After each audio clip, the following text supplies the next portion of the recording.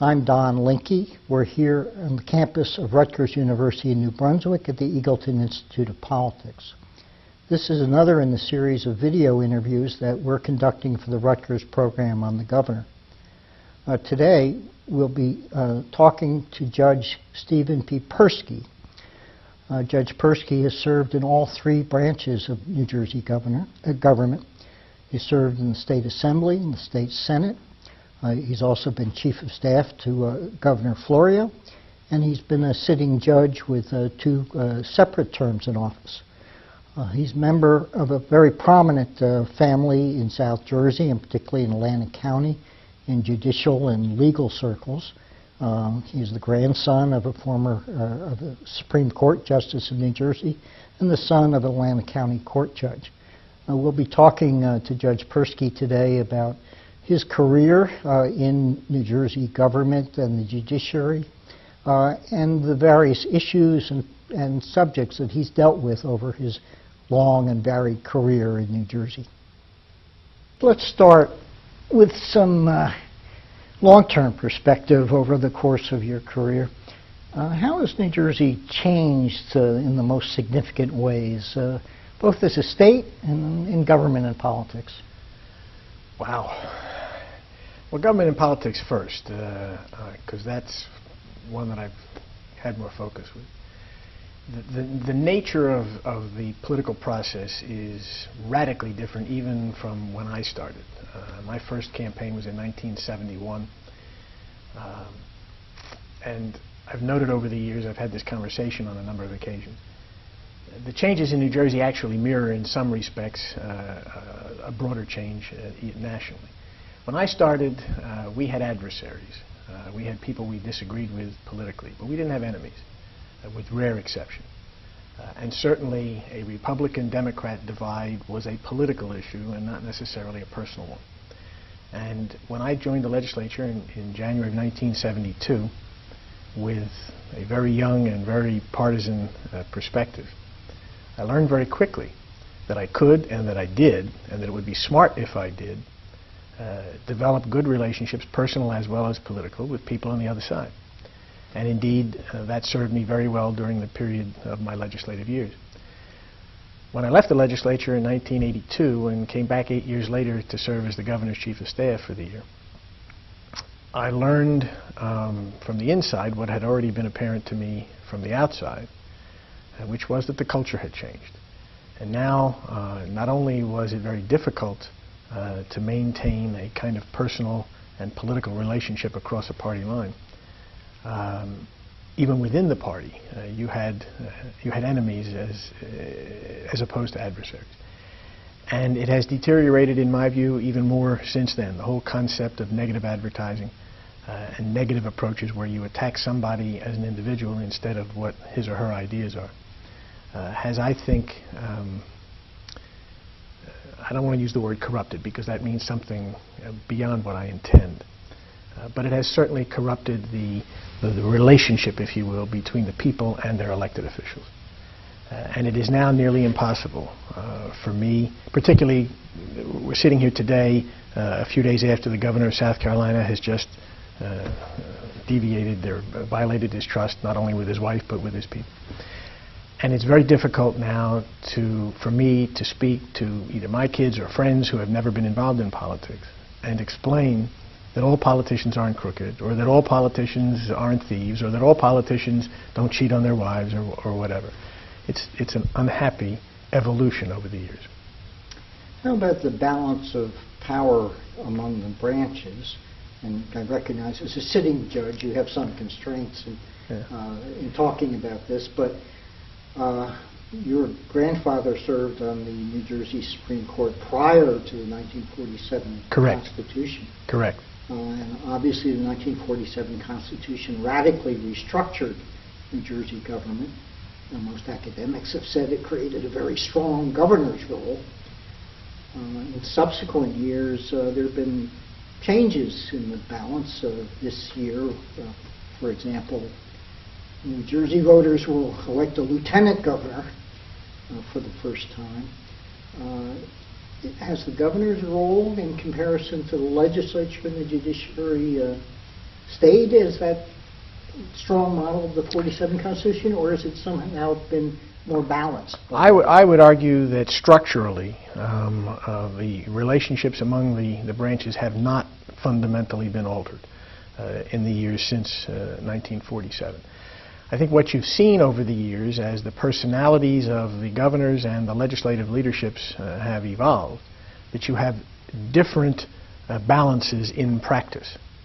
But in theory, if you've got somebody as a governor who understands both the legal mechanisms of the structure as well as the political opportunities and risks that are involved, you've got, with some ebb and flow over the years, you've got a pretty consistent strain of executive authority. Conversely, legislative leadership tends also to ebb and flow, not so much in accordance, because the circumstances are different, but the issues are different. And as the issues have become more politically contentious and more difficult to develop in terms of bipartisan approaches, in my view, you've had the legislature lose, and I say this regrettably, I've been in all three branches, but the legislature was my first and actually, in a sense, my first love. The legislative process has suffered, I believe, for the kind of thing I described a few minutes ago, the deterioration of the bipartisan approach to things. When you have to enact major legislation only with the majority vote, which has been the practice in the last 10 or 15 years, when you have to do that, the legislative process suffers, and if the legislative power suffers, that accretes to the governor by default. Let's move from some of these larger questions to more personal focus.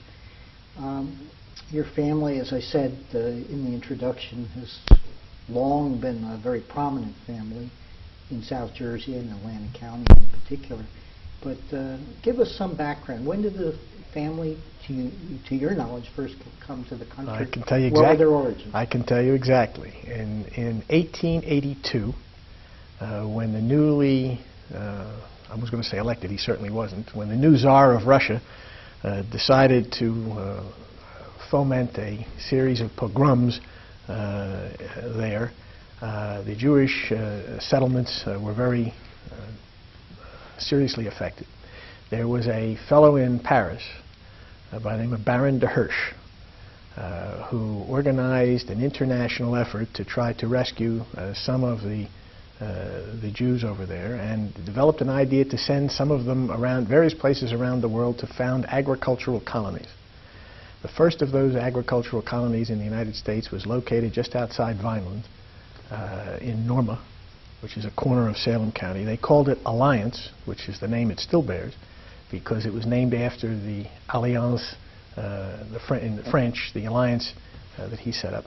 42 families were recruited from what is now Byelorussia to come to the United States to found that colony. My great-grandfather was one of them, and great-grandmother. They brought with them, at that time, their 5 children. That was in 1882. And after they got here, they had a 6th child.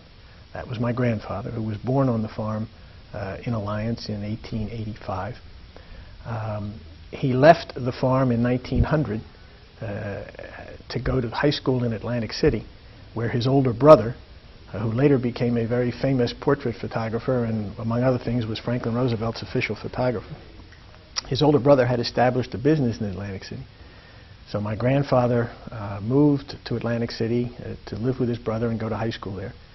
Graduated from Atlantic City High School in 1904, was the first of, I think the last count we had was 15 or 16 members of our immediate family to have graduated from Atlantic City High School, including both of my parents.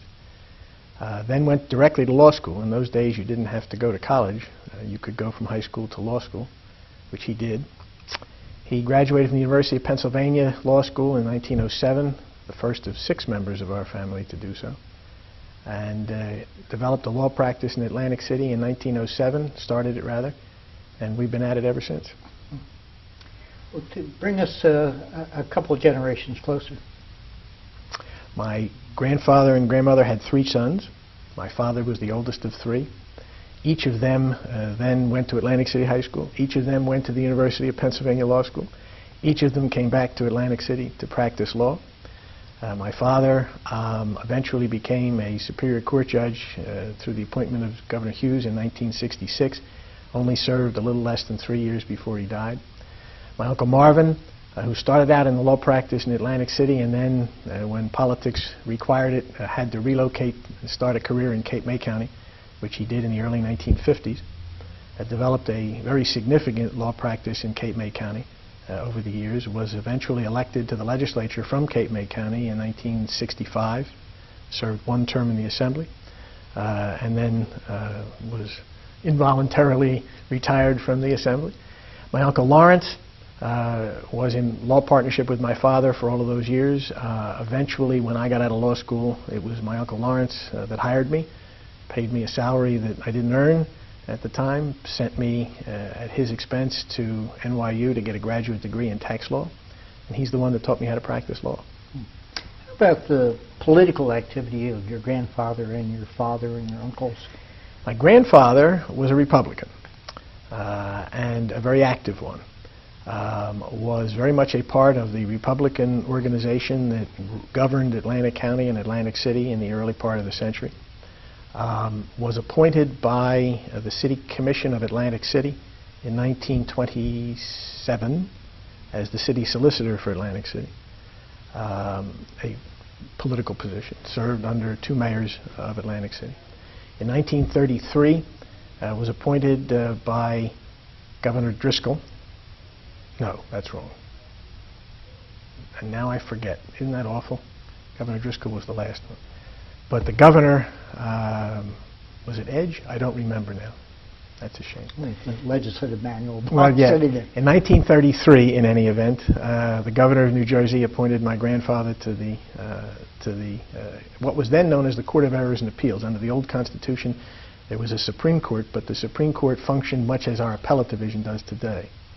In those days, the highest court was the Court of Errors and Appeals.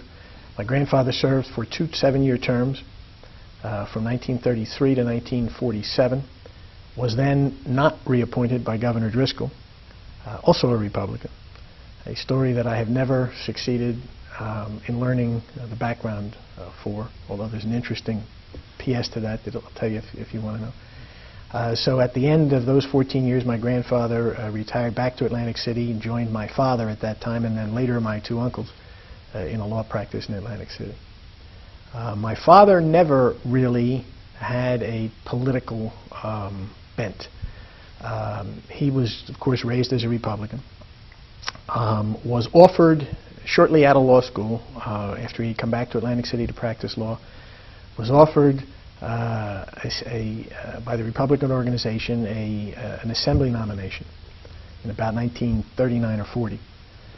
Turned it down because it wasn't his thing. That eventually went to Leon Leonard, who eventually wound up as a assemblyman for a number of years, Speaker of the Assembly, and then eventually a judge and an appellate division judge. But my father never seriously entertained the idea of running for office. He maintained political relationships with a lot of people. Governor Hughes was a good friend of his, and I inherited, thankfully, that relationship. But my father never was politically active. Marvin, on the other hand, was political from jump. Marvin went to college, then to war. Marvin was a decorated Marine hero in World War II, serving in the Pacific. Received a number of citations for exceptional conduct. Then came back and went to law school. And in 1949 filed as a Democrat for the General Assembly from Atlantic County. He didn't win, but he did shake up the troops. In 1952, he joined a fusion ticket to run for City Commission in Atlantic City. And while they again didn't win, they came very, very close. As a result of all of his political activity, his ability, economic ability to practice law successfully in Atlantic County and Atlantic City suffered because the organization in those days could make it difficult for you, and they did. So he decided to move to Wildwood, which in the early 1950s was the legal equivalent of moving to Vladivostok. There was nobody in Cape May County in those days, but he went down there. He took over a practice of a lawyer who had died in about 1953, I want to say. then went back to Korea, volunteered to go to Korea for 6 months, and came back and started a practice in Wildwood that developed over the years to be the most significant law practice in Cape May County. He died in 1977, a few days before my election to the state senate. And he also served a single term in the Assembly. 1 2-year term in the General Assembly, 1966-67, the year that Governor Hughes started his second term. They did a number of very significant things in that term, and as a result, a whole lot of Democrats lost their seats. Well, some of this Atlantic County political history I think we should go into, but before we get too distracted, you mentioned the PS, I guess, that you wanted to add to the record. Growing up, I was very close to my grandmother. I knew my grandfather, but he died when I was 12, and I never really had any meaningful discussions with him of any substance. I was very close to my grandmother, who never fully recovered emotionally from the fact that he had failed of reappointment. In those days, under the old Constitution, you got tenure as a judge on a 3rd appointment. Now, under our present Constitution, you get it on a 2nd. So it was always a matter of interest to me and perplexing as to what the politics were of why he wasn't appointed. And nobody in my family ever really knew. The general sense was that Senator Farley, who always insisted he had nothing to do with it, that we had no reason to believe that that was not true. There were different kinds of stories that I could never put my hands on in terms of, well, Governor Driscoll was mad at him, my grandfather, or whatever. We never knew. In the fullness of time, I got elected to the General Assembly in 1971. In June of 1972, Governor Cahill proposed a comprehensive tax program that, of course, eventually went down in flames. I was a member of the Assembly Taxation Committee that was conducting hearings on that proposal all over the state. And one morning there was a hearing in Newark at the beginning of the process, and Governor Cahill commissioned Governor Driscoll, retired Governor Driscoll, to come to testify at that hearing and be a witness in favor of the program. And I got up real early that morning because getting to Newark wasn't any easier then than it is now. But I got to I think it was at the Essex Community College or someplace like that, and got to the auditorium very early, before anybody else got there. And literally the auditorium was empty. I was there at like 8 o'clock for a 9 o'clock hearing. And I was sitting there just kind of waiting idly when a fellow walks in and sits down in the front row, looks up at me and nods, has no idea who I am, but I know who he is. It's Governor Driscoll, whom I had never met, but I recognized. And I'm looking around this big cavernous room with not another soul in it, and I say to myself, go introduce yourself, go ask him. And I literally got out of my chair twice to start to do that. And a sense of propriety, I guess, or whatever, held me back, and I said, you know what, it's a great idea, but this isn't the time. His office is in Camden. He was associated with a law practice. He had an office in Camden, which I knew. Pick up the telephone and call him next week and go see him. And I swore to myself I would do that. But I waited too long. I waited a few weeks, and he died before I made the call. And then when he died, I decided that it was fate, that I just was never going to know the answer. And I don't. You've mentioned the famous Senator Frank Hap Farley. Give us, to the extent you can, a brief overview of Atlantic County politics and the Republican machine, which became famous or infamous, sure, depending on your point of view. Republican machine originally, we won't do all of the detail, it would take us too long, but the Republican organization really got started around the turn of the century and developed in various incarnations throughout the 20th century.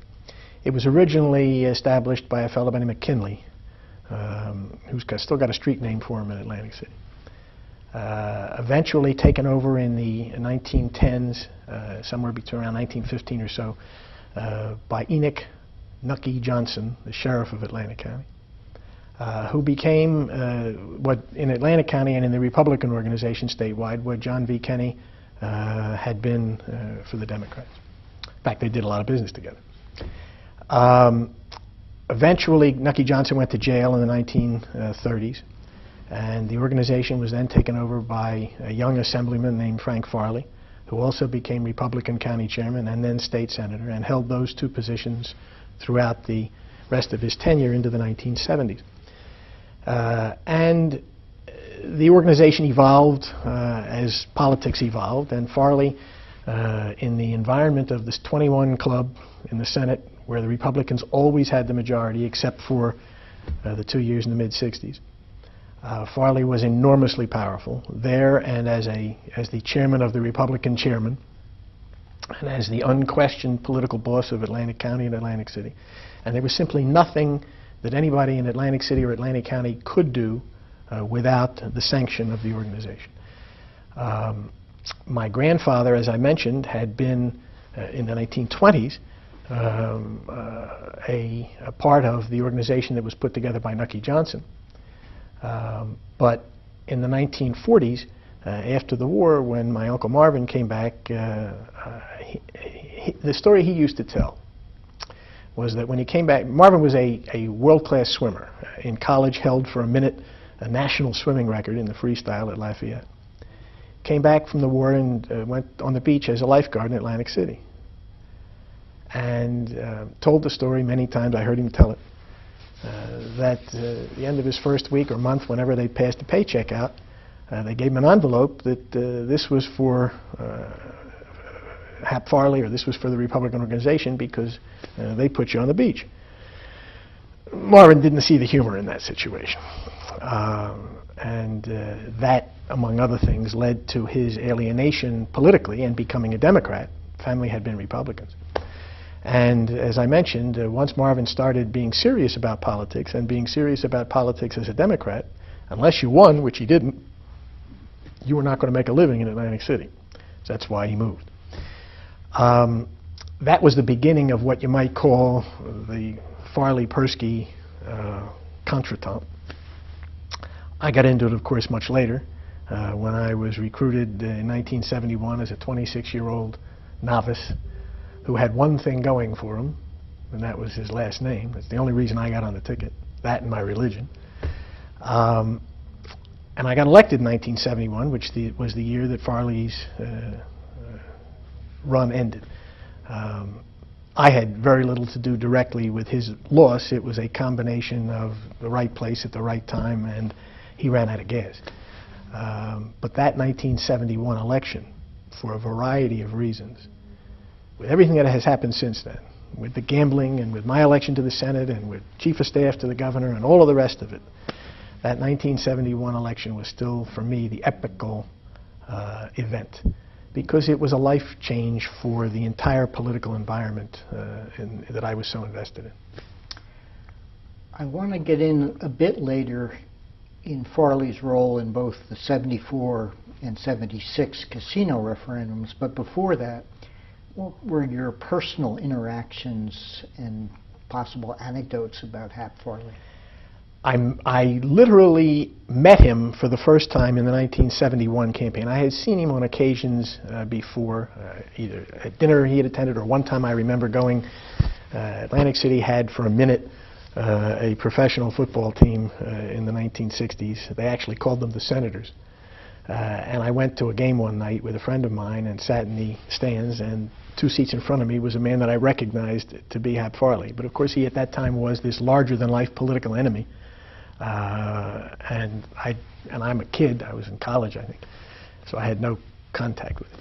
But in the 1971 election, we of course did meet. He was polite. He had no real sense of who I was, other than that I was Dave Perskie's son. He did manage on one occasion, I told this story in a memoir that I put together. Towards the end of that campaign, Farley lost handily in that election. And not only did he lose handily, but it was very obvious well before the election that he would. And you could see a number of signs that showed that he just was not on his game.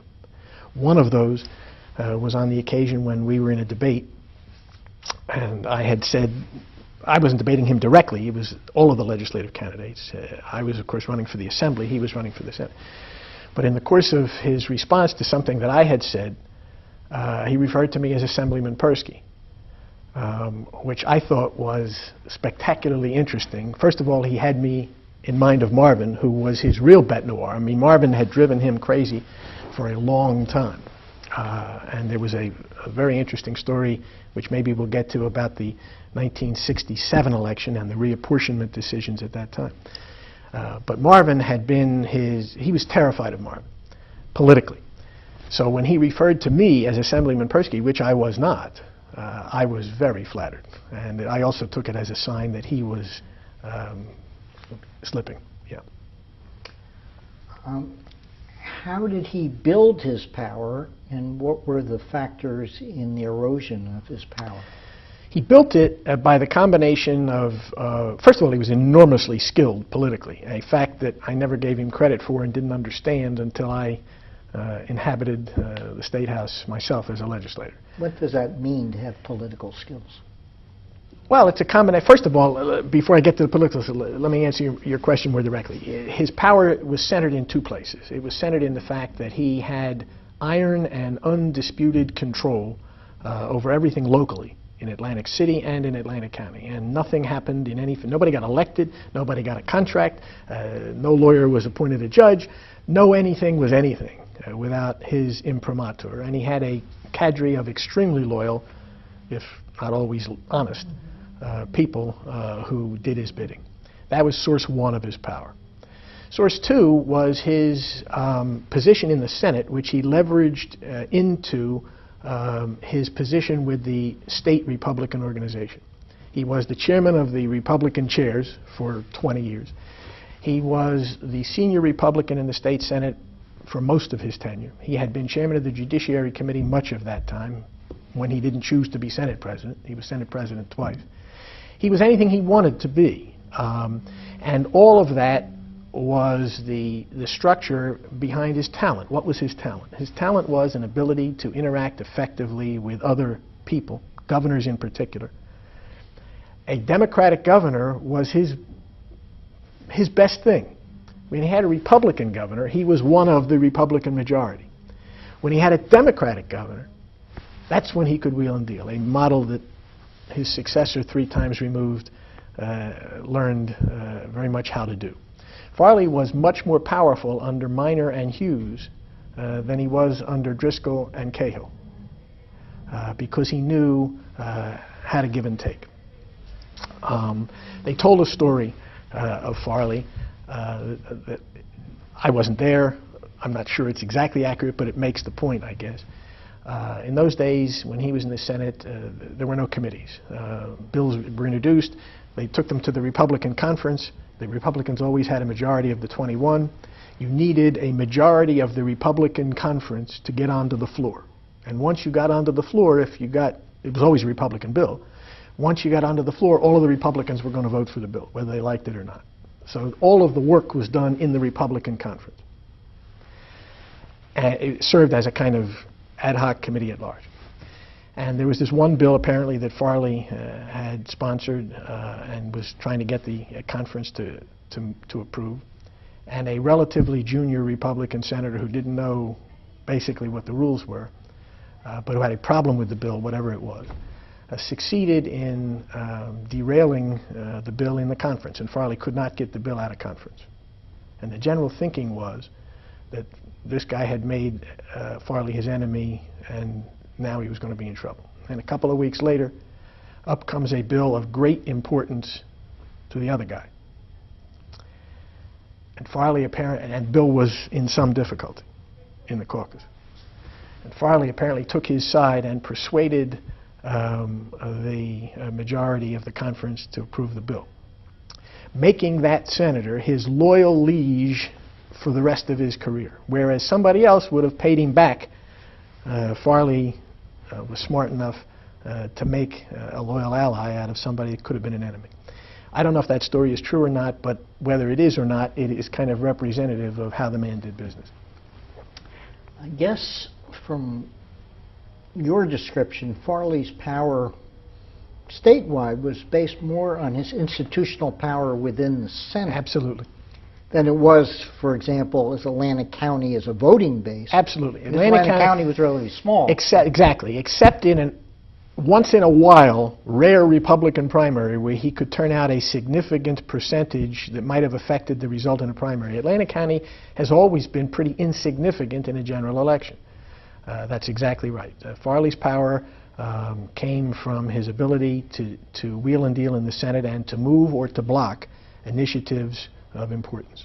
Well, how about the Republican leaders in more populous counties like Essex and Bergen at the time, which I assume produced much more in terms of Republican turnouts? Well, they did, but remember one thing. There were 21 senators, and Bergen County had 1 Republican senator, and Essex County had 1 Republican senator, and Atlantic County had 1 Republican senator. That was what the 1960, 65, 67 reapportionment destroyed, courtesy of the United States Supreme Court.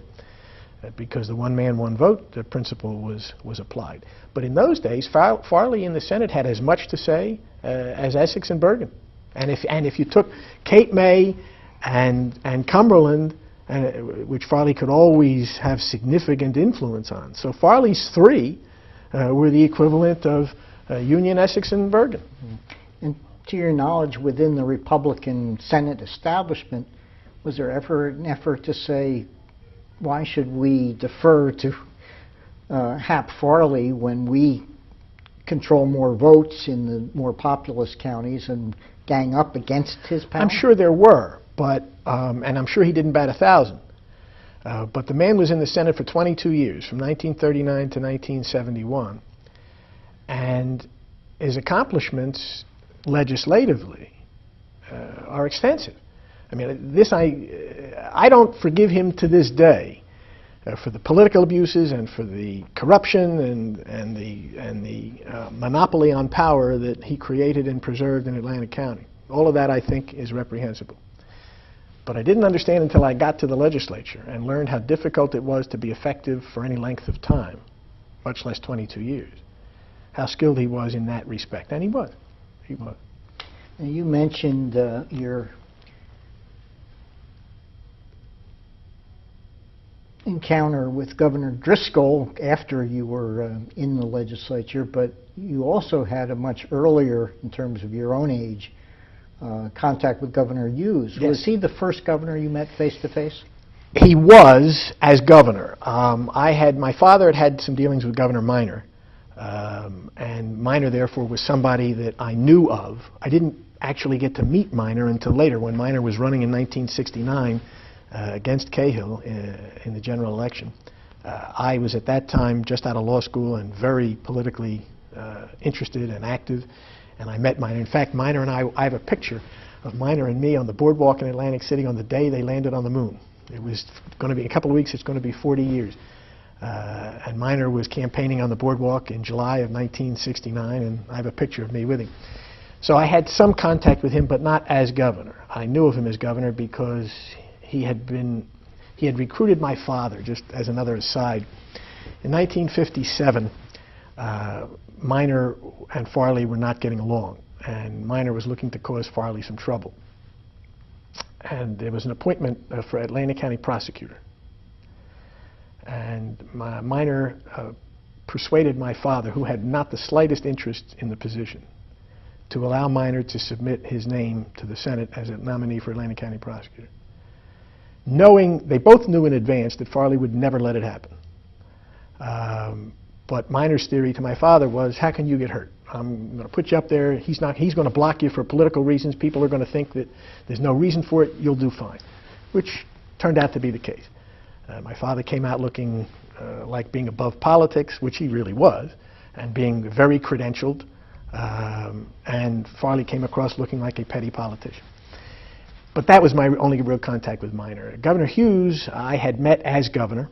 Initially in 1968. I had known him, of course, because he was very close to Marvin. And in the 1965 election, when I was in college, Marvin ran for and won the seat in the Assembly from Cape May. I was focused. I didn't do very much because I was away in that election, but I was paying a lot of attention to it. And Dick Hughes was somebody that I very much was aware of. I had actually met Governor Hughes for the first time in 1961 when he was campaigning for governor. My father had known him. He had been a judge. Governor Hughes had been a judge in Mercer County. My father apparently had appeared before him, or had otherwise come to know him over the years. So when Hughes was campaigning in 1961, when he came to Atlantic County one day in the summer, he came to our house for dinner. And my father had, in those days it would have been, I suppose, a small coffee clutch after dinner. And it was just dinner with our family, really. But after dinner, 15 or 20 people, my father's friends, came over at invitation to meet the candidate. I was 16 years old, a wise ass, but even at that stage, very politically attuned. Kennedy had just been elected, and I was, and Marvin had always been my hero, so for me the political bug had bitten early. In any event, sitting around after dinner that night, being as wise as I was, I said something about governor, or judge. I said, if you're elected governor, what are you going to do about Berlin? Because they were in the middle of the Berlin crisis. And he looked at me, he says, the White Horse Pike needs a better extension into Berlin. And everybody laughed. My father told me later he thought it was wonderful because I just got squashed. But I remember it because Dick Hughes was, that's the kind of sense of humor he had. I met him then again after that in 1968. There were some serious election scandals in Atlantic County, Atlantic City. Vote fraud, rampant vote fraud. Not very much unlike what's going on in Iran today. And a group of citizens, bipartisan, of which I was the youngest and the least informed, was one, went to the governor's office to ask Governor Hughes, to ask the Attorney General to conduct an investigation, which after a fashion they did, and there were some indictments that eventually resulted. That was actually the first time I was ever in the governor's office, the big office outside the little one. And I remember sitting there that day petrified. 1968, I was just married. I was 23 years old. I didn't know anything about anything, although I wasn't aware of that. And your uncle had just served his Marvin single term in had the Assembly. served, was gone out of the Assembly by then. This was in 68. But there were half a dozen of us, a couple of local mayors, the county Democratic county chairman, and a few other people, and me. Again, they put me on the committee because my name was Perskie. And that was the first time I'd ever been in the governor's office. That was the first time I'd seen Governor Hughes as governor. I was terrified, but it was, again, Dick Hughes, who was, in my view, the best of all possible people, conducted himself very admirably. And then what I choose to remember more than anything else about all of the politics, because it said so much to me then, still does all these years later. Hughes had a very good, warm, personal relationship with my father, with all of us, but my father in particular. With Marvin, certainly politically as well as personally, but with my father it was personal, because my father didn't really have any political ability to help him. But Hughes and my father really liked each other. And Hughes appointed my father as a judge, which was its own problem. That's another interesting story having to do with Farley and Marvin. In fact, it's a great story. That was in 1966. My father got sick a year and a half later and then died in September of 1969. Died on a Saturday morning. We buried him on Sunday.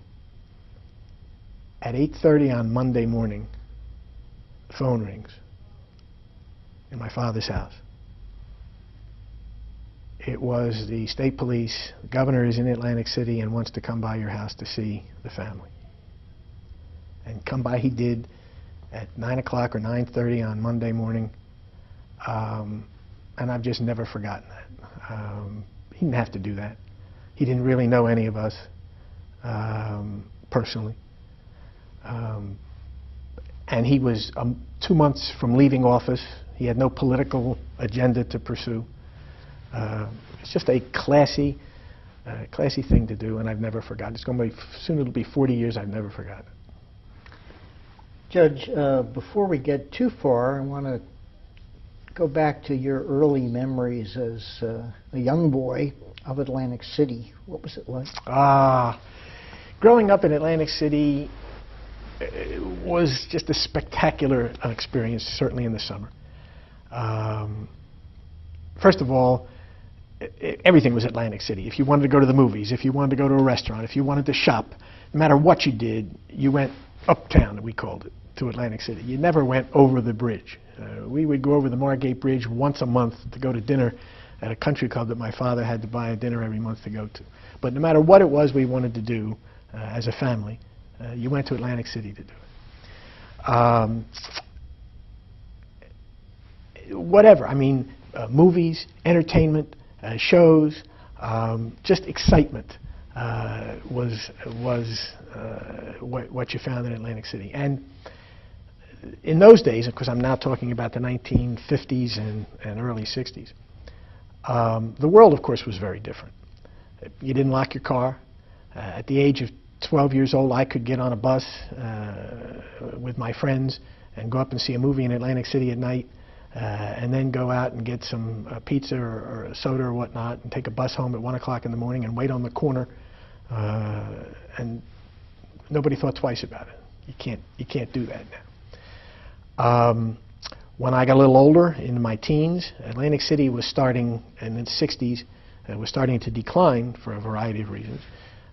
But when I started being able to have jobs in Atlantic City, that was even more spectacular. And I started out as a chef with a high white starched hat in a window on the boardwalk in a restaurant that was owned by a client of my father's.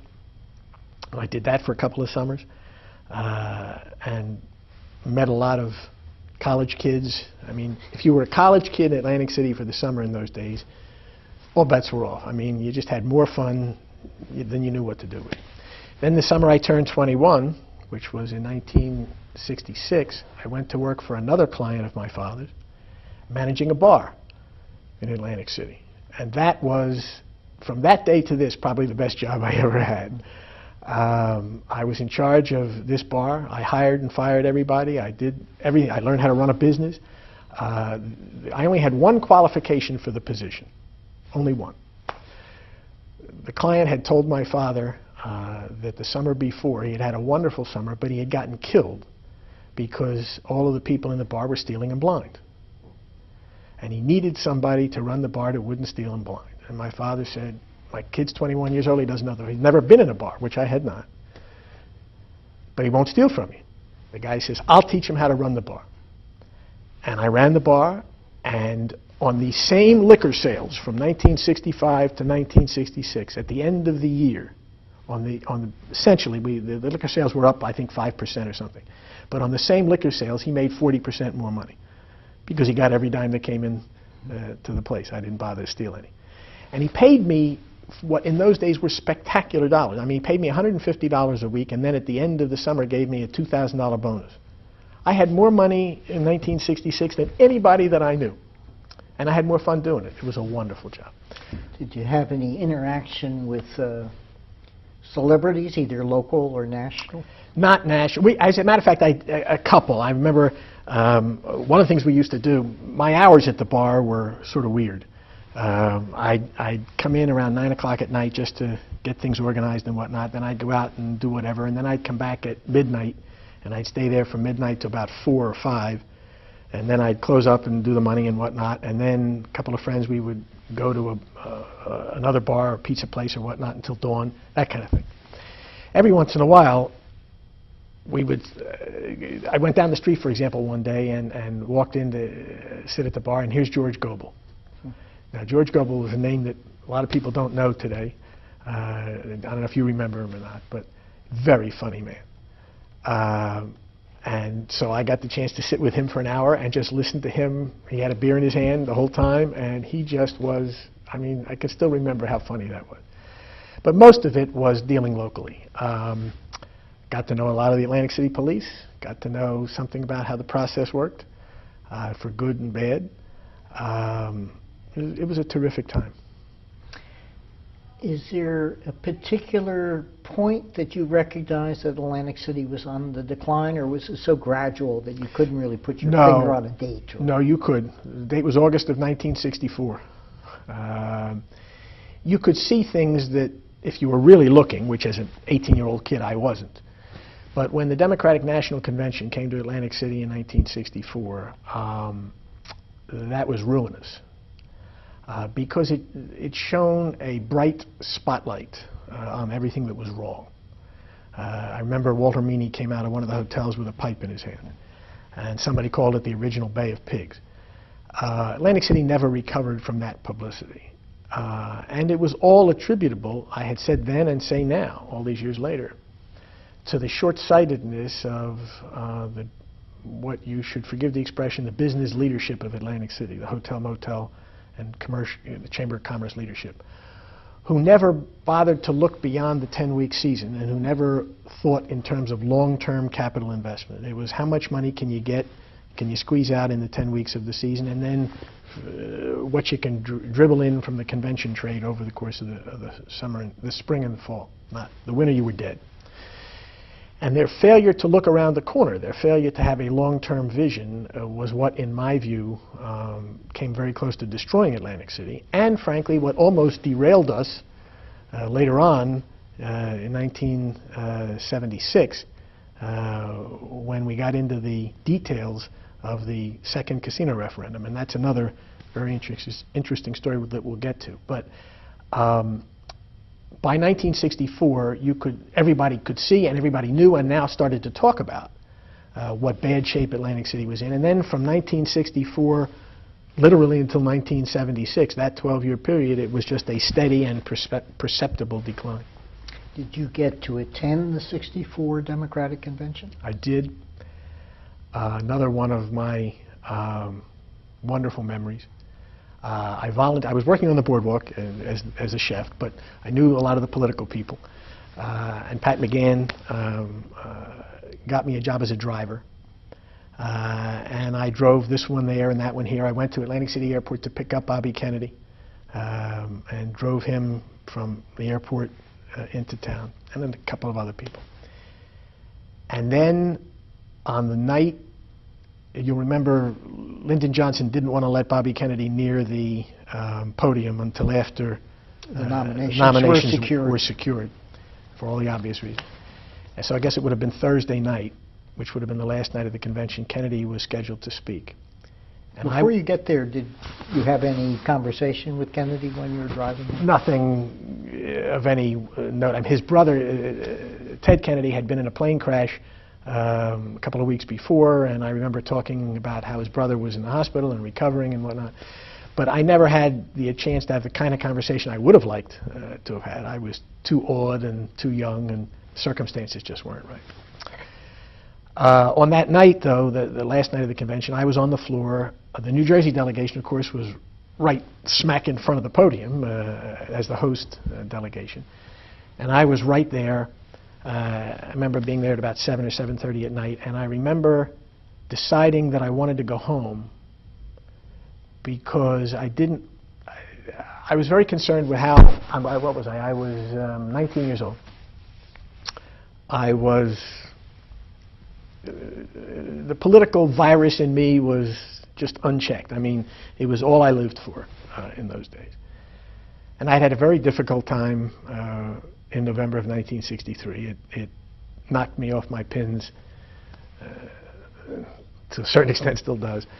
And I did not want to be on the floor when Kennedy was making his presentation. So I stayed there long enough, talked to this one and that one about whatever, and then I went home to watch it on television. And frankly, I'm still glad that I did.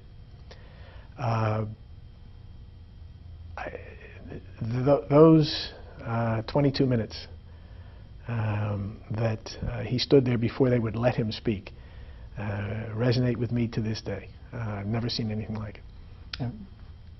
This interview is about you, but I was there at that night and was in the hall, and the walls really just vibrated. I understand, and I didn't want to be there. I just wanted to be distant from it a little bit. Of course, I wasn't going to miss it, but I wanted to watch it by myself. Of course, the same night, Hubert Humphrey gave a stirring political speech. But not Senator Goldwater. Yes. But not Senator. Oh, I loved it. And the next day, after the convention actually had recessed,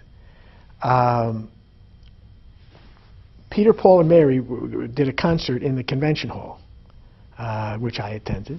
And Hubert Humphrey came in as a surprise, and the place was packed, mostly with kids.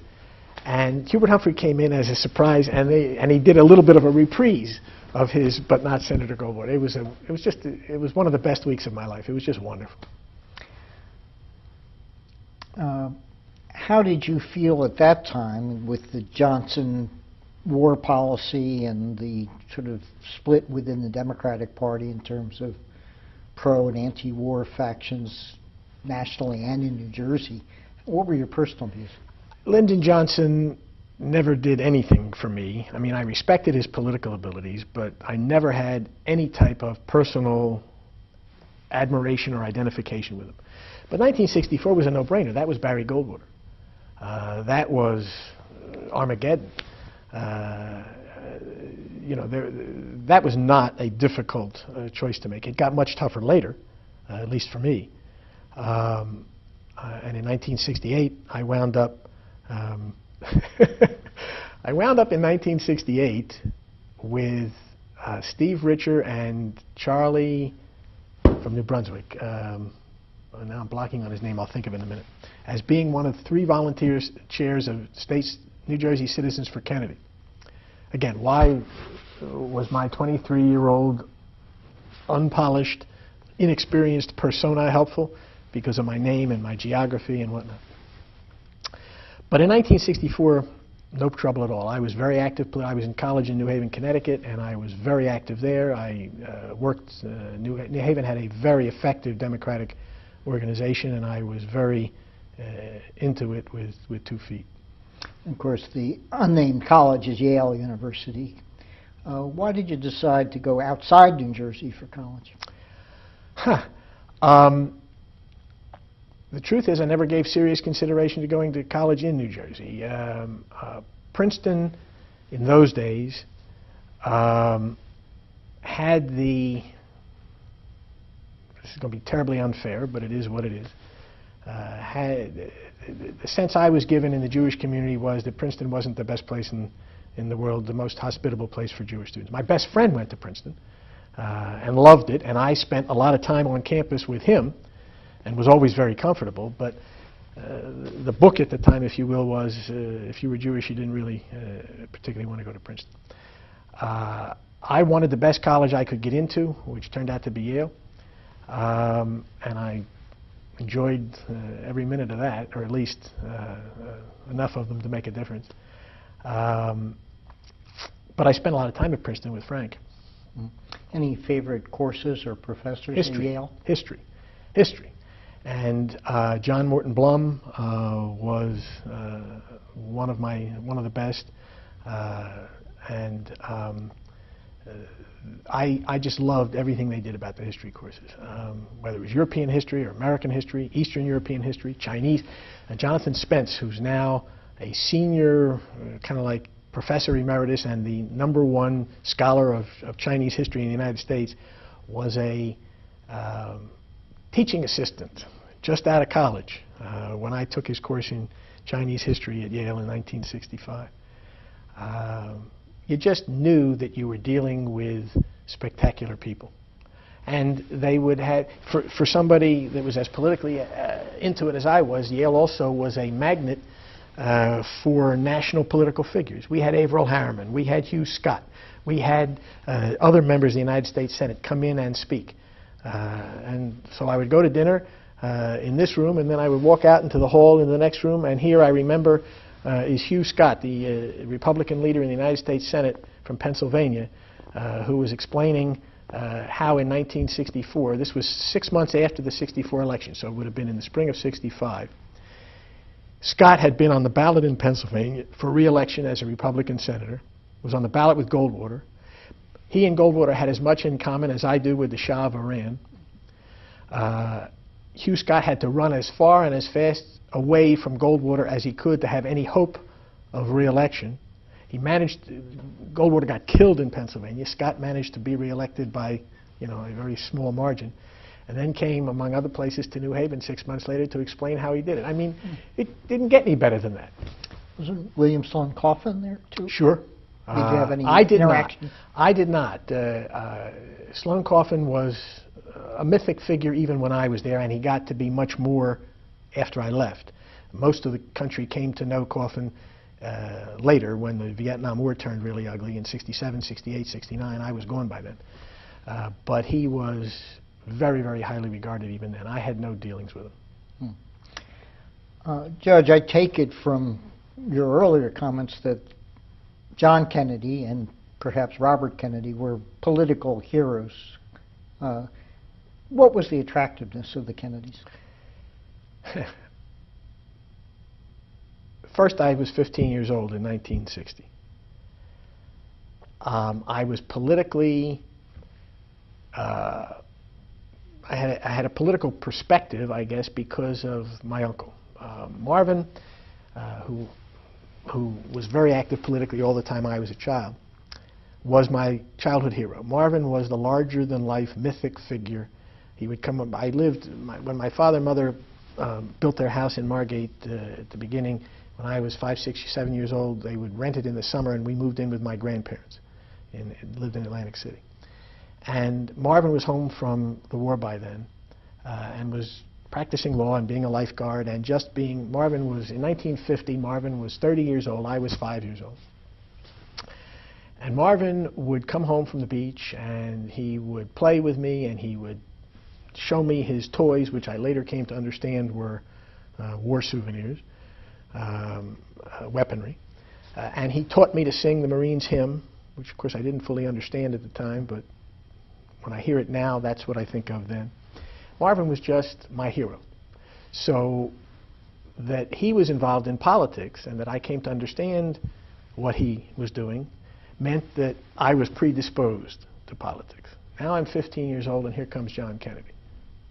Now, of course, I have since learned that there were personal aspects of John Kennedy's life that I would second guess if I could, but that isn't the point. For a 15-year-old in 1960, that's much like a lot of people see Obama today. That was hope, that was youth, that was vigor, that was excitement. That was a sea change from the stasis of the Eisenhower years. So that Kennedy could be elected, and I wasn't too focused at that point on the margins or anything else. Kennedy got elected. And there was excitement. The week after the assassination, one of the, when I was in college, and everybody was, whether you were, in those days, by the way, Yale was a very Republican campus. It's much less so today. But everybody was fractured, no matter what they were. And I remember a professor, there were no lectures the next week. He just had to sit and sort of talk. And I remember in a line that it's now 1963, so it's 46 years later going to be soon, in a comment that's never left me because it symbolized it all. It said, history will remember the zing in the air that surrounded the whole thing. That phrase, the zing in the air that surrounded the whole thing, is what is the short answer to your question. It was exciting. It was hopeful. It was wonderful. And conversely, in November of 1963, just like that, it was gone. And you had Lyndon Johnson. That was a bit of a change. As you near the end of your Yale tenure, did you have any thoughts about resisting the sort of family tradition about law school, particularly University of Pennsylvania, and this career that had been broken first by your father, your grandfather, and your uncle? Absolutely, I did. I remember thinking about the Peace Corps. I wasn't at all committed to going to law school, and had some concerns in the back of my mind that I didn't want to think that I was going to law school for that reason. And I investigated the Peace Corps. In fact, I did get an application. I don't know if I ever filed it, but I did take a look at it. And I spoke to somebody about I was very good in math in those days. I was going to originally be a math major until I got to a certain level and found I didn't know anything about math. But I also took a look at accounting and auditing and actuarial. I investigated what would be involved in being an actuary. There's an old saying, again, I'm not too proud of it, but it is what it is, that the definition of a lawyer in those days is a Jewish boy that can't stand the sight of blood. And that's really the main reason I went to law school, was because there were no other immediately apparent options. I didn't go with any degree of enthusiasm at the outset. I did go with a sense that I could handle it and that I hopefully would come to want to do it, which indeed is exactly what happened. But at the beginning, it was more, what else am I going to do? As far as Penn was concerned, Penn wasn't my first choice. Harvard was. Only I didn't get into Harvard. Penn, I had no different, I mean, I was disappointed about Harvard, but not in the sense that I felt that I was sacrificing anything at Penn. I mean, I wanted to be at Penn, partly because I respected the programming and partly because it was a third generation, which I took very seriously. And I loved Penn Law School. Penn Law School sold me on being a lawyer. Did your father and your uncle encourage you, or did they leave the decision to you? My father knew of my uncertainty, and we talked about it, was very determined that he would not want to assume any responsibility for my going to law school because I thought I had to. And indeed, that's something that many years later I had very much in my mind when my son, who was coming out of Yale without a particularly well-focused sense of direction as to what he wanted to do, decided to apply to law school, applied to Penn and got in. But along the way, almost by accident, these things happen that way, has his attention called to a notice on the bulletin board at the Yale Post Office that CBS is looking to hire interns to work on their 1996 Winter Olympics in Japan.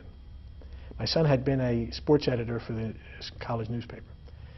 So long story short, he applied for that position, he got it, deferred Penn Law School for a year, and then eventually never went to law school and is now an executive producer with HBO Sports. And I have always been very grateful for the fact that I never lifted a finger to say to him, you ought to go to law school. And I think I got that from my father, at least I hope I did. Now, you mentioned how much you enjoyed law school. Any favorite professors, courses? There were no particular favorite courses. Interestingly enough, although I eventually became a tax lawyer, I started out not liking the tax law portions of the course at all. Leo Levin was a professor that taught an evidence course and a legal methods course that I very much enjoyed. But most of it was simply that it was something that I felt comfortable with, I felt that I understood. I wasn't law review, I wasn't an exceptionally talented or exceptionally successful. I mean, I did better than average. I was in the top third, probably a quarter of the class. But I was never a book lawyer. It was more of the process, how you would take ideas and turn them into actions, legislation. I very much enjoyed the parts of the program that dealt with how to deconstruct legislation, which if you learned how to deconstruct effectively would enable you, later I learned, how to construct.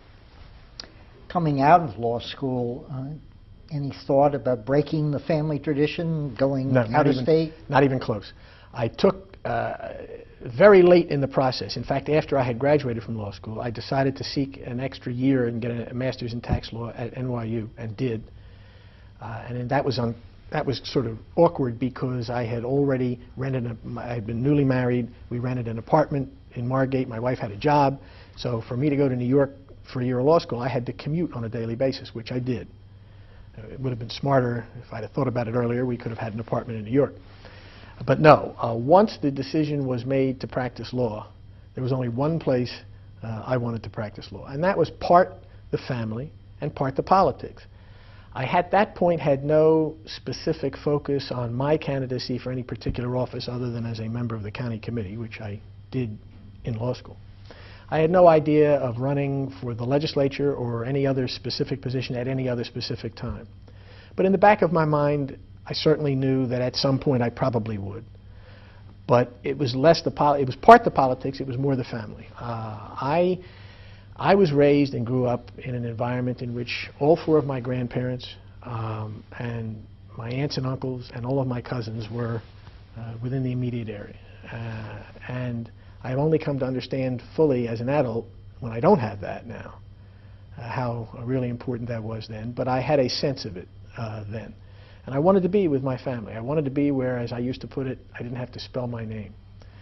Because if I said my name was Perskie, people would know who I was. Of course, at that time, a master's in tax law was relatively uncommon. There was only one other lawyer in Atlantic City that had it, and part of my theory was, and Marvin encouraged me in this, by the way, as did Larry. My father was dying at the time.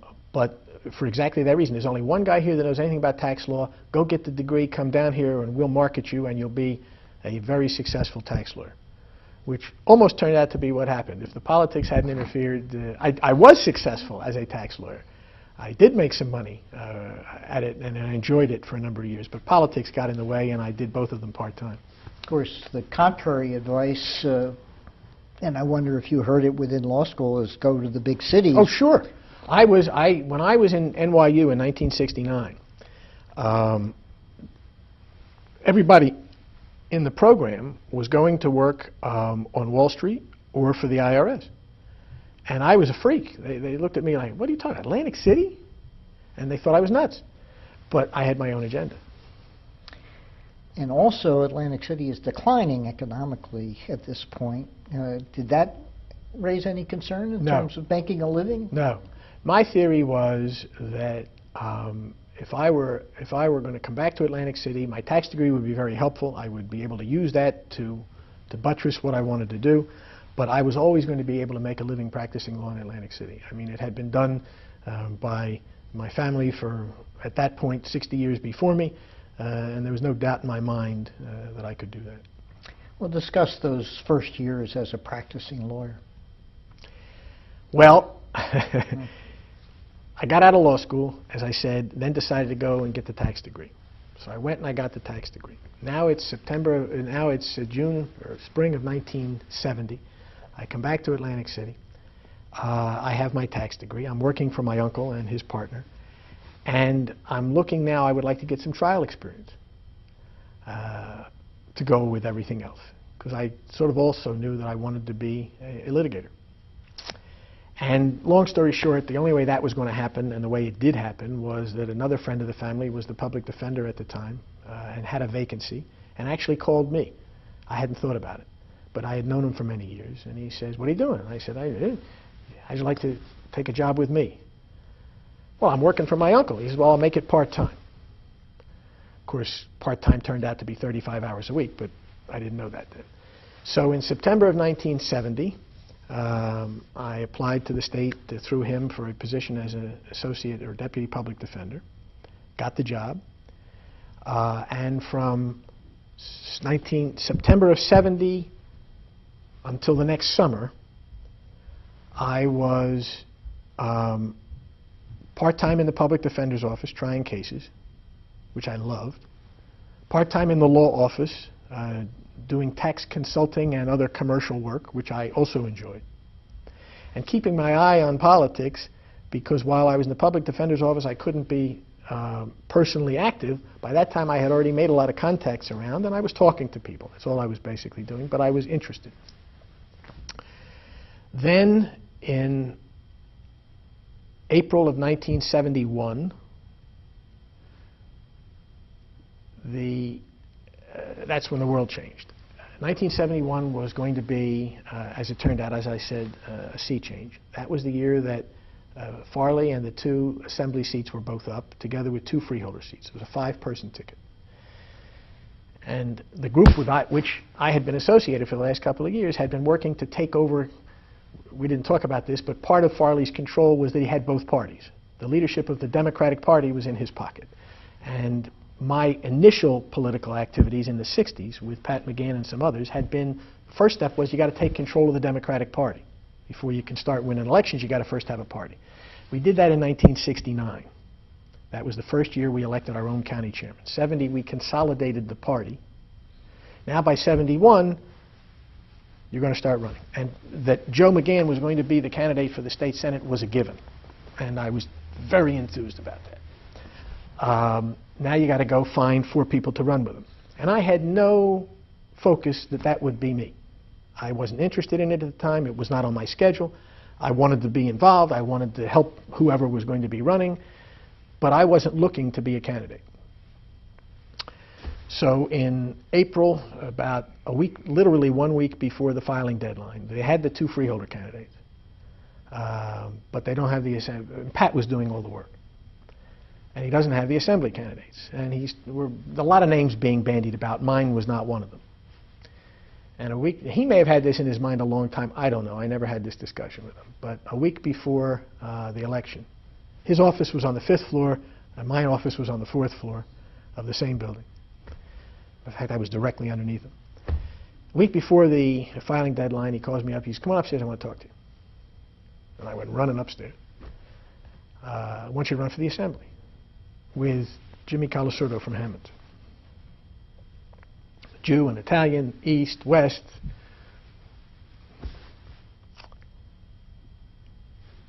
Huh? Again, I go back, I talk to Larry, my uncle, talk to Marvin, talk to my wife. Marvin was thrilled. Larry said, "You can't win, but if you want to do it, go ahead." I did it. I did it without fully appreciating or understanding what I was doing. I was much too young. I was 25. I was 26 years old. While I knew at a superficial level of the process, I had no concept at that point what it would all involve, either as a candidate or as a legislator. In fact, one of the funny stories that later was in a movie, there was a movie in those days that I watched sometime later with Robert Redford called The Candidate. A story about a idealistic young candidate that gets recruited in California to run for the United States Senate by the party bosses who don't think he has a chance of winning. And the whole movie is about the thing, and at the end of the movie he gets elected, and after the election he turns to one of his friends and says, "What do I do now?" That was me. The day after that election, in November of 1971, I took the day off because I was exhausted. My wife went back to work. I'm in the house. I'm reading the newspapers. I'm relaxing. I'm taking telephone calls. And at about 5 o'clock in the afternoon, I say to myself, "Okay, that's done. We won. Now I can go back to the office and start to build my law practice." Oh, wait a minute. Wait a minute. And that afternoon, at 5 o'clock in the afternoon, alone in my house, is the first minute that I ever fully understood, oh my God, I'm in the state legislature. What the hell do I do now? Because I had not campaigned to be a candidate. I had not campaigned to be a legislator. I had campaigned to beat Farley. I had campaigned to end the monopoly. I had campaigned to break open the environment so that at midnight on election night, the job was done. It was over. And the first moment was almost a day later that I realized, oh my God, I'm going to Trenton. What do I do? How do I do it? What am I going to say when I get there? Why am I there? Because all of my focus had been political, not substantive. Well, before you go to Trenton, let's explore the reasons for that victory. Nationally, country has shifted Republican. Nixon had come to Atlantic City and given, Farley and Nixon were friends. And Nixon had given a statement. Farley, a state Senate election, President of the United States had come and endorsed them. Well, you mentioned before that Farley was no longer on the top of his game at this point, but it had to be much deeper than that. What happened? It was, well, first of all, the most significant feature we've already talked about. By 1971, Atlantic City's decline had been 7 years and counting, and nothing was happening to make it better, and businesses were closing. In those days, we didn't use television. We used newspaper ads. was the modus. And one of the things that we did was we took pictures of all of the stores on Atlantic Avenue that had Farley signs in them because they were closed. And we put a bunch of those pictures in an ad and said, we call these Farley stores.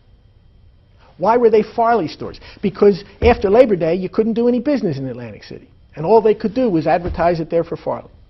So the precipitous, demonstrable decline of Atlantic City by 1971 was certainly a factor, the significant factor.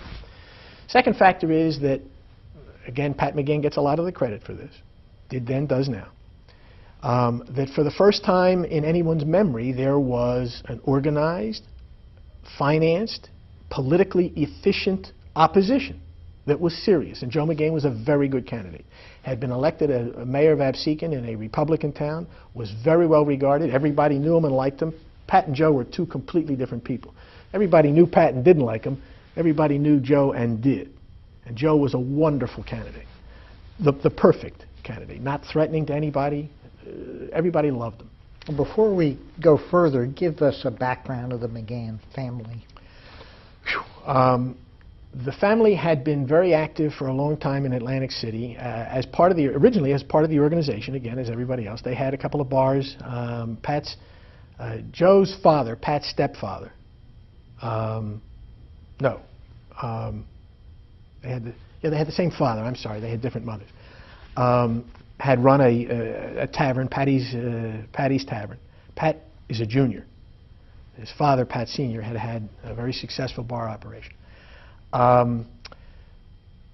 Pat, when he got out of college, originally didn't go to law school, had come back and had attempted, without success, for reasons that I never knew, Pat had attempted without success to advance himself within the Republican organization.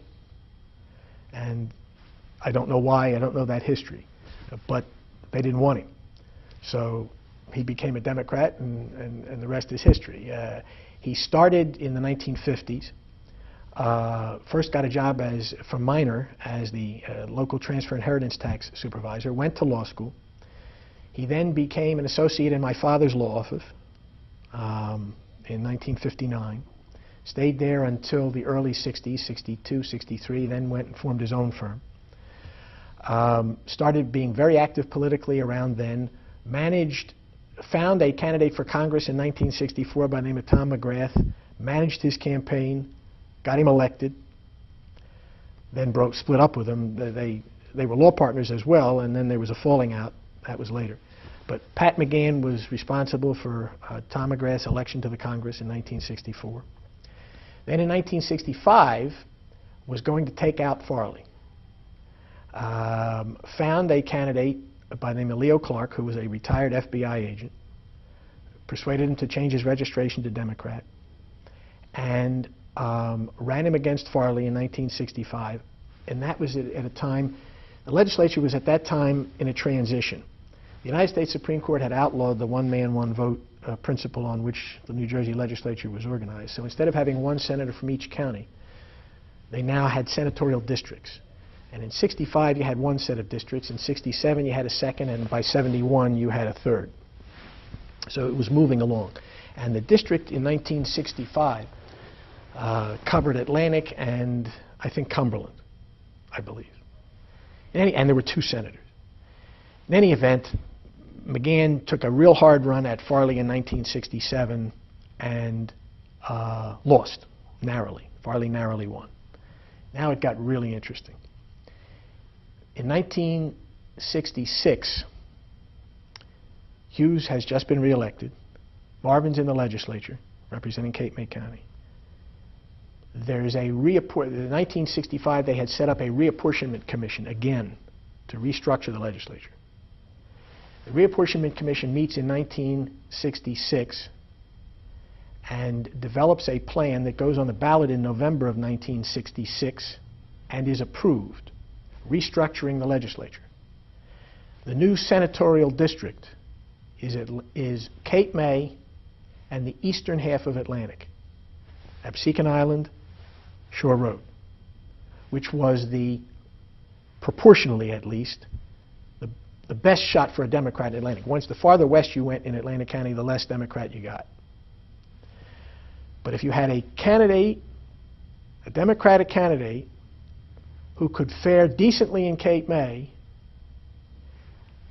and be aggressive in the eastern half of Atlantic, you could take Farley out. Guess who that candidate was? So Marvin now announces in January of 1967 that he's going to be a candidate for the state senate from this district. Pat's, if not the campaign manager, certainly right smack in the middle of it. And it's going to be wonderful. Marvin was born and raised in Atlantic City. The Perskie name had something that everybody understood, and he's Cape May County, he's the elected assemblyman and has a very, very good reputation and well known in Cape May County. So that was going to be how it all ended.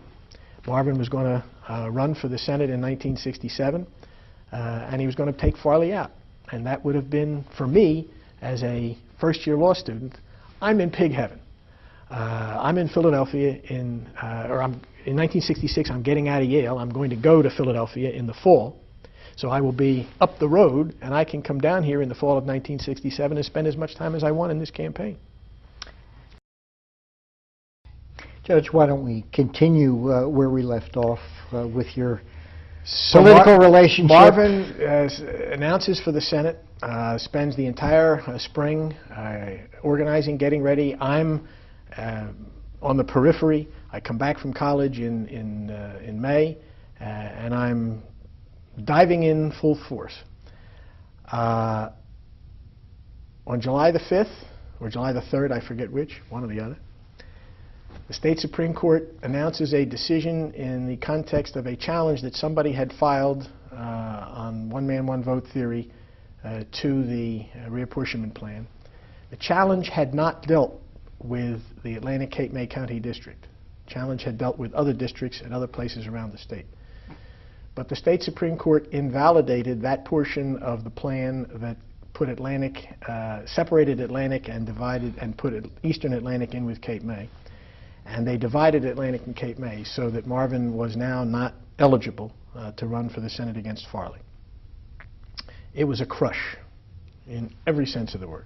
What was the basis for the decision? Well, you'll have to read it. I believed at the time, and I've never been persuaded otherwise, that it was a crass political act by Justice Hahnemann, who was a very good person and a good judge, but was Farley's former running mate and very close personal friend, to do one last favor for Farley. That's my own take. Nobody's ever told me that. In any event, Marvin then ran sort of dispiritedly and half-heartedly for re-election to the Assembly in Cape May, and that was a blowout year. Very few Democrats got re-elected. But his heart wasn't in it. And in Atlantic County, they couldn't find anybody of his stature to run, and whoever it was, I think that was the year Harry Gaines ran. I'm not sure. I think it was. I don't remember. But whoever ran in 1967, it was a desultory effort. Pat was not involved. He couldn't be involved. And Farley won handily. But that all laid the groundwork for the next Senate election, which was 1971. By 1971, not only had Atlantic City generally deteriorated, but Farley's political hold was deteriorating as well. And there had been some indictments in Atlantic City. You had, in 1968, you had half the city commission was indicted. You also had an election in 1968 to change the form of government in Atlantic City that failed, but was set aside because of voter fraud. In fact, the sheriff's election in 1968 had to be invalidated, and they had to rerun it in 1969. So there was this rampant sense of immediate political corruption. There was this rampant sense of economic decline and deterioration. And here comes Joe McGann as a very attractive kind of candidate with, behind him, an organized, financed, politically effective operation, and the control of the Democratic Party, for whatever purpose that served, was now no longer in Farley's hands. So that he couldn't control who was going to be nominated as he had before. As you run in the 1971 election, how dominant was Atlantic City within the district politically? Completely. You know, again, out of proportion to its numbers. If I'm struggling now, all these years later, to remember the exact numbers, Atlantic City, well, I'll tell you, the county-wide vote, there were 65,000 voters, people who voted, I should say. There were many more voters. But the turnout was 68,000 people turned out that year, which was a record. Atlantic City, I don't remember the exact number, probably about 20, but of the 68. But still, that was where the clout was. I mean, you had to worry about what they used to call the Fourth Ward, which was the Republican bastion of Atlantic City. Democrat was going to carry Atlantic City, always did, but the question was by what number. And turned out in 1971 to be an across-the-board sweep. But we spent a great deal of our time working Atlantic City. And you feel the dominant issue was simply the Farley machine had overplayed its hand. And had outlasted its value. Our slogan was, it's time for a change. It's time for a change. And in economic terms, in political terms, in, you know, it's the same kind of, I mean, I laughed when I saw Obama doing it last year. Not because I didn't enjoy it, but because I've seen it before. There comes a time, you know, the old saying, there's nothing more powerful than an idea whose time has come. The converse of that is that there's nothing weaker than a politician who has overstayed his welcome. And my father had told me before he died, when my father wasn't living when I became a candidate, but he knew, as did I, that politics was in my blood, and he knew where I had gotten it from. And it was never in his blood. It was in Marvin's, but it was never in my father's. But my father respected it. My father loved Dick Hughes. My father enjoyed dealing with some of the political people, but never wanted it for himself. And we used to talk about it from time to time when I was in college or law school. And he would say, just remember, he said, two things you need to keep in mind, and I've never forgotten either one of them. Number one, never let politics be your livelihood. Don't ever be in a position where you need to win the next election in order to maintain your standard of living or maintain your family.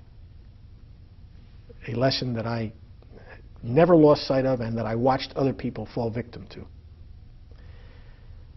And the second thing is, he said, no matter who you are, no matter how good you are, sooner or later, if you stay in it long enough, you're going to lose. Now, he told me that before Farley lost. So when he said that to me in the 1960s, and here's Farley there forever, that didn't resonate then. It did later. And again, I watched other people stay too long at the fair. One of the things that I've always prided myself on was that I knew when to leave. I left on my own terms at my own time at the top. I left as majority leader of the state senate. And sooner or later, if I had stayed in long enough, I would have lost. Same as Farley did, same as everybody else does. In that 71 campaign, any debates? Oh, yeah. And one more than any other that sticks in my mind to this day, because it was so dramatic. First of all, the fact of a debate was dramatic. It was done in the grand ballroom of what now is Caesars, Atlantic City was then Howard Johnson's. 750 people there. There had never been a debate. 750 people, and it wasn't just the regular political people, it was the community. It was just the senators. There were 3 candidates. There was an independent. The rest of us were introduced, but we did not debate. It was just for we had our own debate later, the assembly candidates. And there was a moment, I'll tell you, that it was so dramatic that it stuck in my mind all these years. It was toward the end. You know, it was the standard kind of thing. They had opening statements, they had questions, and then they had closing statements. And each of them was timed. And McGahn did all right. McGahn was not a great debater. We had gone to dinner with him before that event to try to, you know, prepare him and whatnot, and he flubbed a few things, but he came across okay. Not spectacular, not outstanding, but fine. Farley was very uptight. And he did his thing, and he did it in the fashion he had done it all these years, and he was a master at some of this stuff. But he was old and he was slipping. Now it's time for him to close. And he's got 2 minutes, whatever he's got, 2 minutes, 3 minutes, whatever it is. And he starts, and he winds up in a rant. And they never even bothered to try to stop him. He went way over his time. It was televised also, by the way. Closed circuit television, in those days, Channel 2 or whatever it was, to the whole community. He started rattling off names. Richard Nixon and who was the vice president at the time? Agnew? No, I guess it was Agnew. It must have been. He's just started rattling off names. The president, Eisenhower. He starts throwing out names. I know these people. I've done business with. I went to Chicago in 1962, and I saw. And it was not scripted. It was not even hardly coherent. I know these people. These people are friends of mine. I can see them today, standing there waving his hand. These people are friends of mine. And I looked around. Did you ever see the movie, Mel Brooks movie, the show, The Producers? In that movie, they're producing this crazy show about Hitler. And after the opening number, the camera pans the audience. And the audience is aghast. I looked around and people are staring at him wide-eyed. They didn't know what to make of it because here was this giant with feet of clay. It was really sad. I mean, for all of my political delight, and I recognize this is September the 15th, give or take. It was right after Labor Day. And anybody who watched it knew what they were seeing. They were seeing a man self-destruct. And it was sad. And it has stuck, that image has stuck with me all this time. These people are friends of mine. You mentioned that it was televised, but television was relatively minor factor at that time. Completely minor factor. It was just televised locally.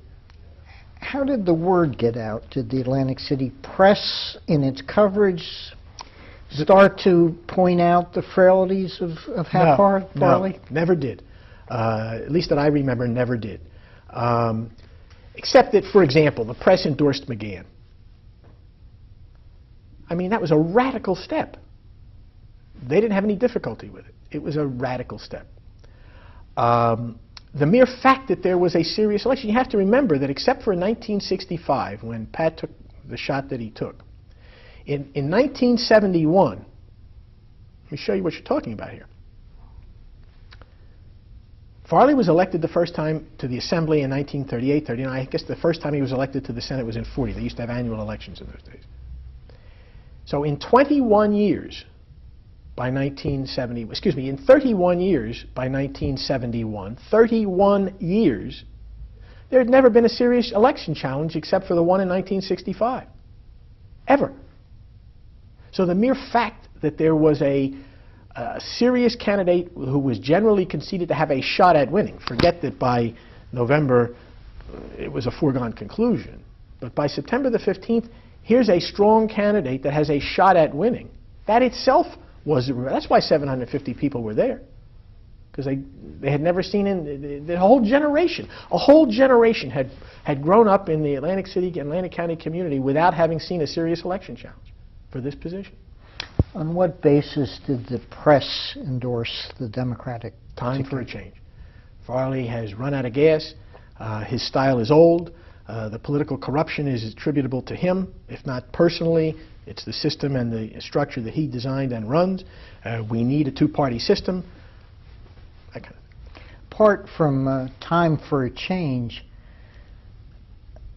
was there any discussion of what to do to revive Atlantic City? There had been some talk, I think even at this stage, of gambling as an option. Let me take the gambling out first. As we'll talk about a little bit later, Farley never could touch gambling for a variety of reasons. Frank McDermott from Union County, a very close friend of his, had introduced in 1968 the first, what became the first of the gambling bills. Farley's position was, well, if they want to do it, it's fine with me. He, of course, that's not really what he thought, but he couldn't touch it.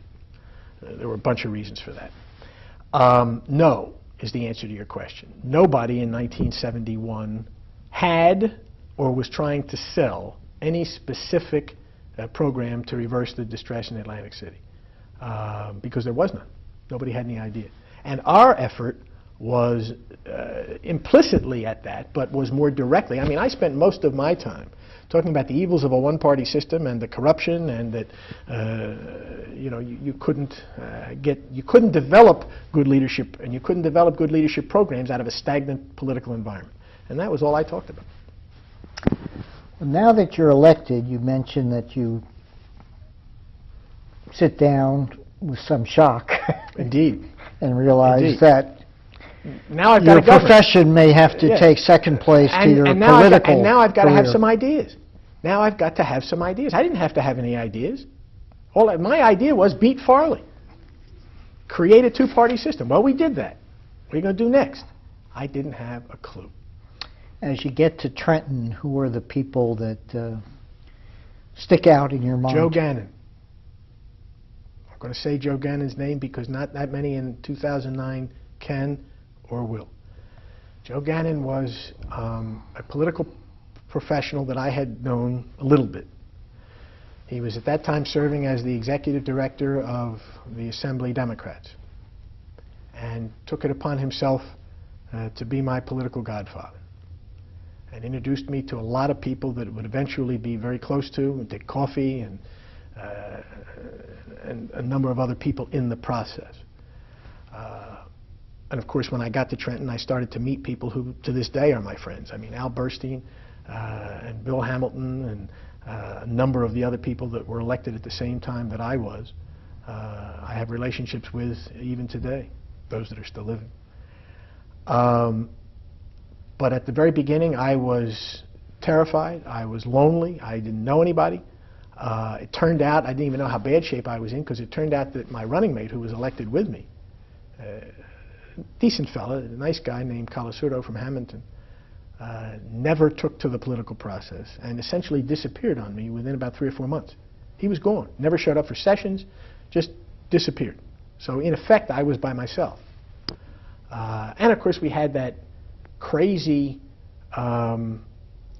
environment in 1972 when David Friedland engineered the election of Tom Kean as Speaker. So we had this weird deal. And I didn't know what to make of that at the beginning.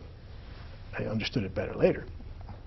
I had myself assigned to the Taxation Committee for the wrong reason. Actually, the right reason theory, the wrong reason politically. The reason I had myself assigned to 2 committees. And the reason that I wanted both of those committees was because, as far as I was concerned, those were the things I knew something about and that I had an interest in. Didn't even think about the political consequences. If I'd have thought about the political consequences, I'd have run like a bandit. But I put myself on the Taxation Committee because I knew something about taxes. I had a master's degree in tax law. I know what a tax structure is. I know what's regressive and what's progressive, and what how public policy is reflected in a tax structure. I knew all of that stuff. So give me the Tax Committee. I wasn't looking around that corner. The other committee was county government, county and municipal government, because I've always been fascinated, certainly in New Jersey's context, by the structure of government and how we can do much better than we do. So those were the 2 committees I asked for. Those were the 2 that I got. And I made some fast friends immediately on both of them. Gil Deerdorf was the what now is known as the Office of Fiscal Affairs. He was the staff aide assigned to the Taxation Committee, and he and I, in about 13 seconds, developed a terrific personal and professional relationship. On the County Government Committee, we had a young fellow by the name of Spiros Karamalis, who was the staff aide, and behind him was Gene, oh goodness, I'm embarrassed.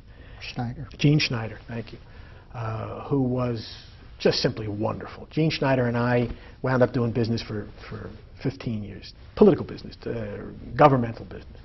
He was never political. And then, of course, you had the giants. You had Bill Lanning, who I came to know, trust, and heavily rely upon as Al Peroni's predecessor, and Al himself. And then you had a fellow by the name of Sam Alito, whose name has become more famous recently because somebody else carries it. But my Sam Alito, the father, was a spectacular professional. I never knew his politics, still don't, didn't matter. If I had a tax bill, if I had a government bill, if I had any kind of a bill, let me talk to Sam.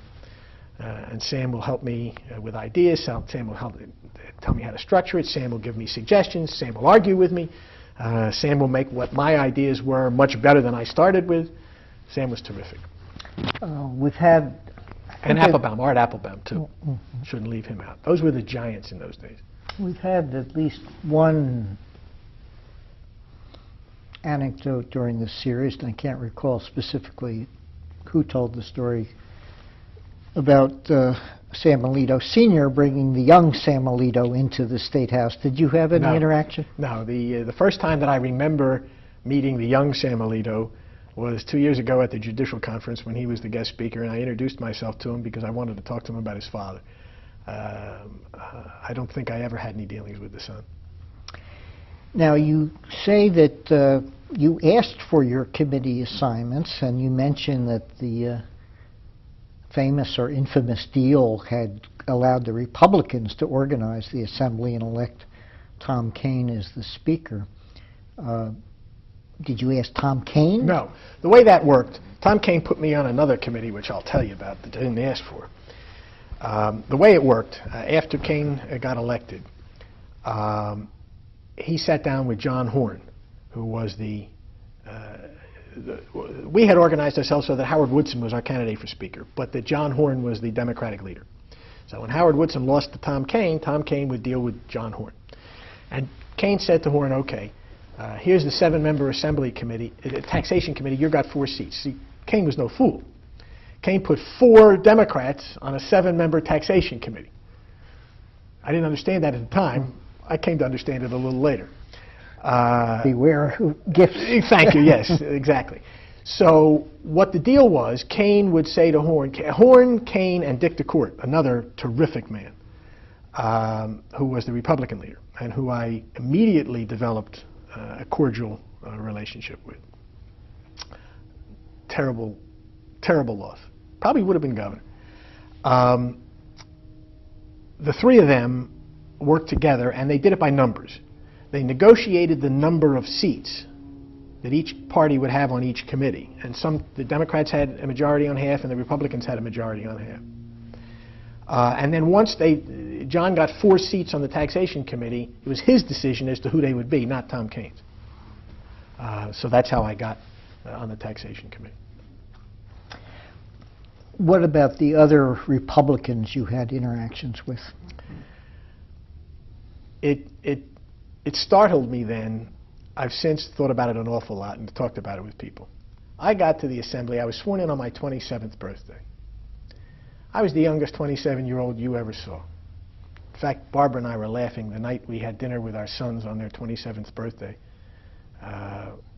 We looked at each other and we both said to each other, how could anybody have voted? We love our sons and they're wonderful. But looking at them at 27, how could anybody have voted for me at 27?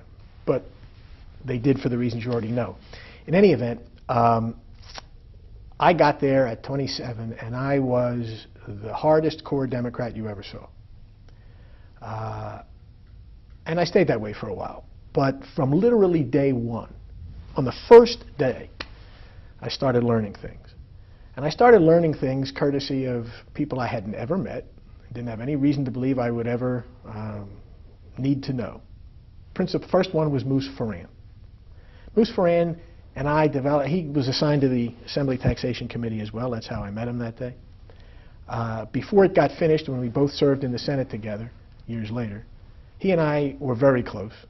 I visited him in the hospital when he was in Atlantic City one day. He got sick and was taken to the hospital. I went up there to see him. Terrific man, good legislator, solid Republican, but his word was always good. We made any number of political understandings, deals, whatever you call it. Nothing corrupt. You help me here, I'll help you there. Came over to me to introduce himself on the first day and said, I want you to know I'm a friend of Atlantic City. Anything you need for Atlantic City, you come to me. That was on day one of my legislative career, and he never let me down, not once. Jim Hurley became a lifelong friend from Cumberland County. Joe Chinitz from Bridgeton. Jim Mancini from Ocean. Later on, Hazel Gluck, Phil Kaltenbacher, Tom Kane, Dick DeCourt. All of these were Republicans that, to my amazement, I found that A, I liked, B, I trusted, C, I respected, D, I got along with. And they weren't the only ones. They're just the ones that are coming right off the top of my head. But it was an eye-opener for me because I had never understood before that Republican legislators, I had only known the guys from Atlantic, and they weren't people that I liked or respected or trusted or could make a deal with. But all of a sudden, hey, there are guys out there I can talk to. And those of them that are still living are still friends of mine. Brian Kennedy served in both the Assembly and the Senate with me. Came to see me last month because he had a matter in the Atlantic City Courthouse, which he rarely does. But he wasn't going to be in the Atlantic City Courthouse without coming in and sitting, spending 15 minutes with me as a friend. And ideologically much different from... Oh, absolutely.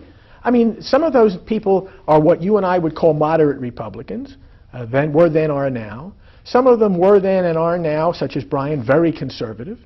But I could still talk to them. I mean, it was a completely different environment. It's the kind of environment that doesn't exist today. We were talking about that earlier.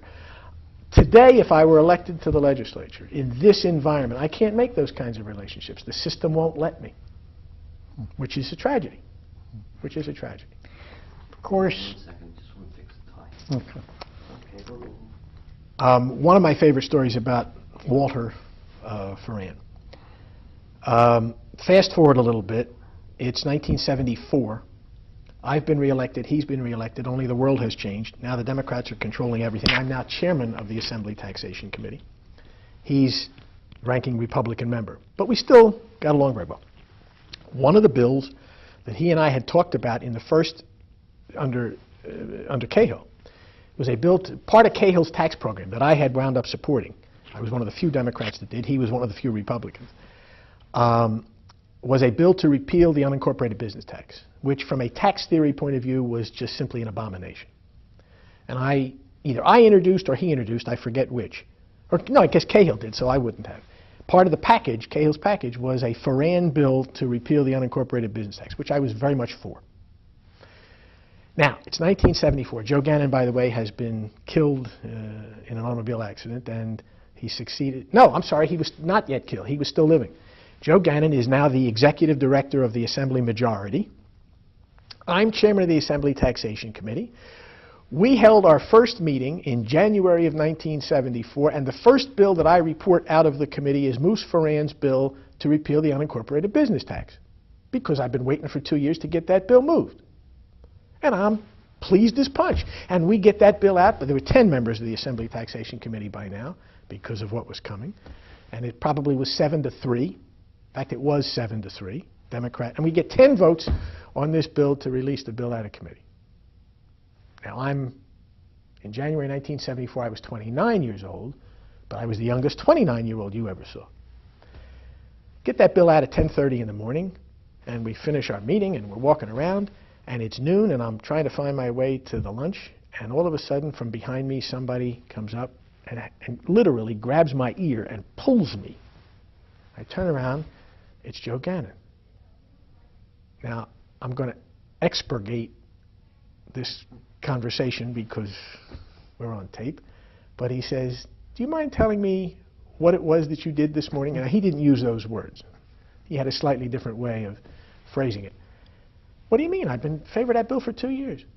He says, in the first place, if it moves, it's not going to be a Republican bill. In the second place, It's not going to move until you and I and the rest of us come up with the answer of how we're going to replace the money. Put the bill back in your committee. I can't do that. Put the bill back in your committee. Okay. Now, by the way, he was dead right on the politics of it, which never even bothered to occur to me. First of all, forget the Republican-Democrat thing. When I was in the minority for 2 years, I could sponsor any legislation I wanted without being worried about how to pay for it because it wasn't my problem. I didn't realize until Joe pulled me by the ear that now that I was in the majority and had the responsibility, I had to answer that question. Oh, gee, I never thought of that. Any event, put the bill back in your committee. Okay. So now what do I tell Moose? Moose was smarter than I was from the jump. Comes over to me an hour later. Apparently word must have spread because I'm still trying to figure out how I go and deal with Moose. And he comes over to me on the floor of the assembly. He sits down and he says, "You got trouble?" I said, "Yeah." He said, "How bad is it?" I said, "It's real bad." He said, "All right." He said, "Here's what." He says, "Go back and tell him that I will agree not to move the bill. I don't want it back in committee. Let me just have it out of committee. I won't ask for it to be posted. It'll never see the light of day." I wanted to kiss him. Okay? I mean, he's this great, big, huge guy. Moose. So I went to Gannon and I said, "I made a deal with Ferran." He said, "All right." And that's how it ended. That was just a story. There were others, but that's how I dealt with Moose Ferran. I want to take you back to that first assembly term. And you mentioned that the relationships were good, but it started out, as you described, with a crass political deal of the Republicans. Were you impressed by the shrewdness of that deal? No, I was too young to be impressed by the shrewdness. I was offended by the selfishness and the arrogance of it. And in fact, until I got to know Tom Kean a lot better, held him very much accountable for it. He was a total stranger to me. I only knew one thing about Tom Kean, which I couldn't wait to tell him about, and which eventually I did. I have a scrapbook, I have it to this day, of my grandfather. I have one from Marvin that they had collected themselves. My grandfather's scrapbook, which among other things had all of the news stories from when they built the convention hall and when he was appointed to the Supreme Court and whatnot, included what was probably a half-page newspaper ad from November of 1928. My grandfather was city solicitor at the time. There was a presidential election campaign going on. There was what the ad called a monster Republican rally on Steel Pier in Atlantic City for President Hoover, or presidential candidate Hoover, excuse me, and for this one and this one, and United States Senate candidate Hamilton F. Kean, candidate for the United States Senate, Master of Ceremonies, the Honorable Joseph B. Perskie. My grandfather, his grandfather. So one of the things that I couldn't wait to do, which I did probably March or April, is I brought the scrapbook up one day and went over to him on the floor of the assembly and showed him the scrapbook where my grandfather had campaigned for his grandfather. In 1972, did you know any more about the heritage of the Kean and Livingston family? Just that, only superficially. I knew that that's one of the things that I think eventually drew me to him after I got past David Friedland. Tom Kean and I had a lot in common in that we had long local political heritages. His was more successful electorally than mine. But I understood that we had common histories, if you will. Within the Democratic caucus, I assume that initially there must have been quite a bit of resentment. Oh, my goodness. The first thing that the caucus did was to vote unanimously to expel the four renegades, David Friedland, Joe Higgins, and two for Cy Fela, and somebody else from Hudson. I forget who the fourth one was. So that we were down to 36. And that was fine with me. I didn't want them anywhere near us. Only there then got to be what they called, what the name of that committee? Kean set up a committee. I forget what name they gave it. but because it was part of the deal. Because they wanted to have some device to assure control over what got to the floor. So they created this really weird situation where each member of this, I was one of the, never volunteered for it, I was one of the members of this, let's call it a coordinating committee, I forget what the name of it was. And it was my response, each one of us on that committee had the responsibility on any given piece of legislation to go and poll the members of the assembly that were assigned to us as to whether that bill should get on the floor for a vote. And theoretically, the thing never worked, but theoretically you needed 41 votes to agree to get the bill on the board. That was the deal that Friedland extracted from Kane. Well, who were mine?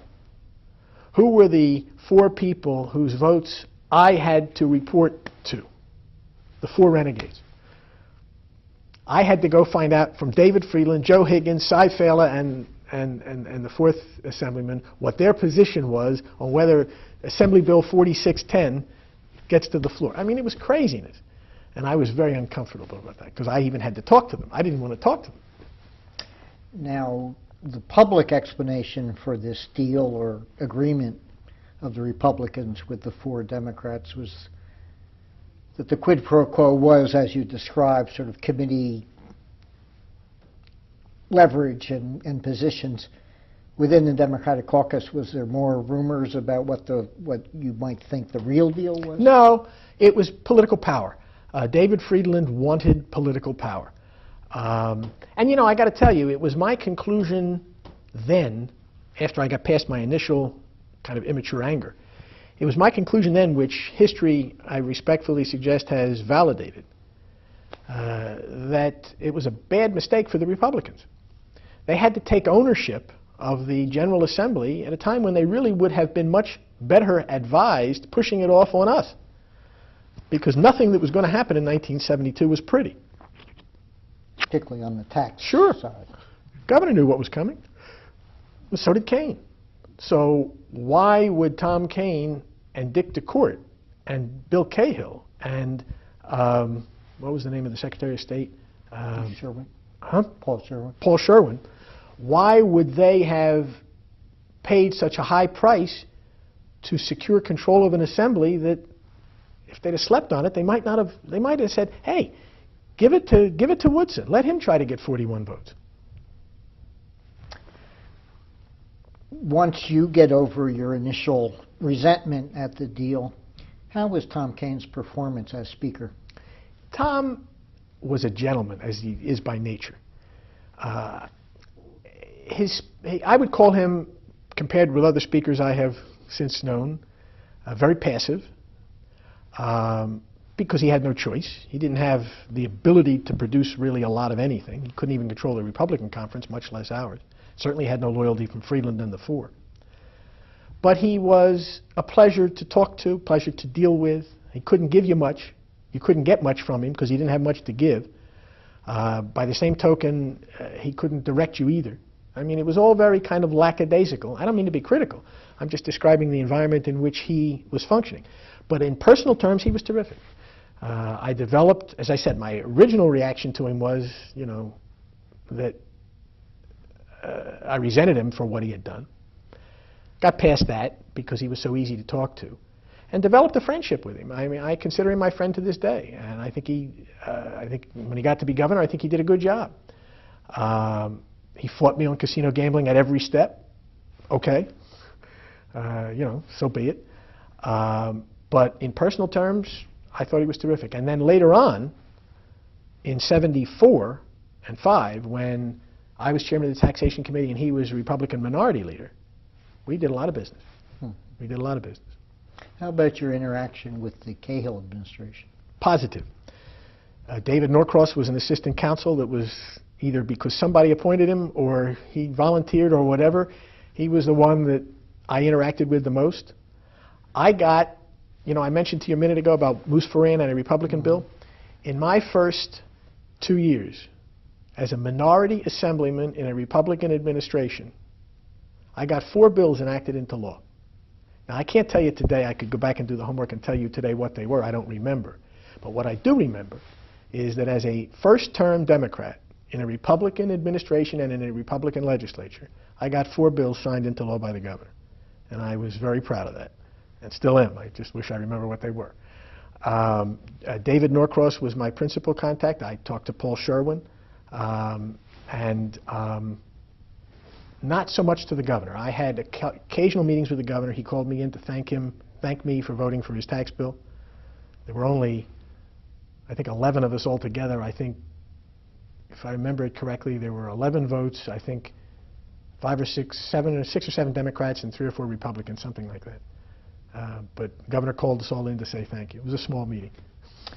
We've had some talk in prior interviews that Governor Cahill's direct style, if it could be described as that, some I think have described it as confrontational, particularly within his own party, may have been one of his political problems. I think it probably was. I wasn't politically sophisticated or politically experienced enough to really know the difference. I do remember one meeting where John Horn was baiting him, probably with a purpose.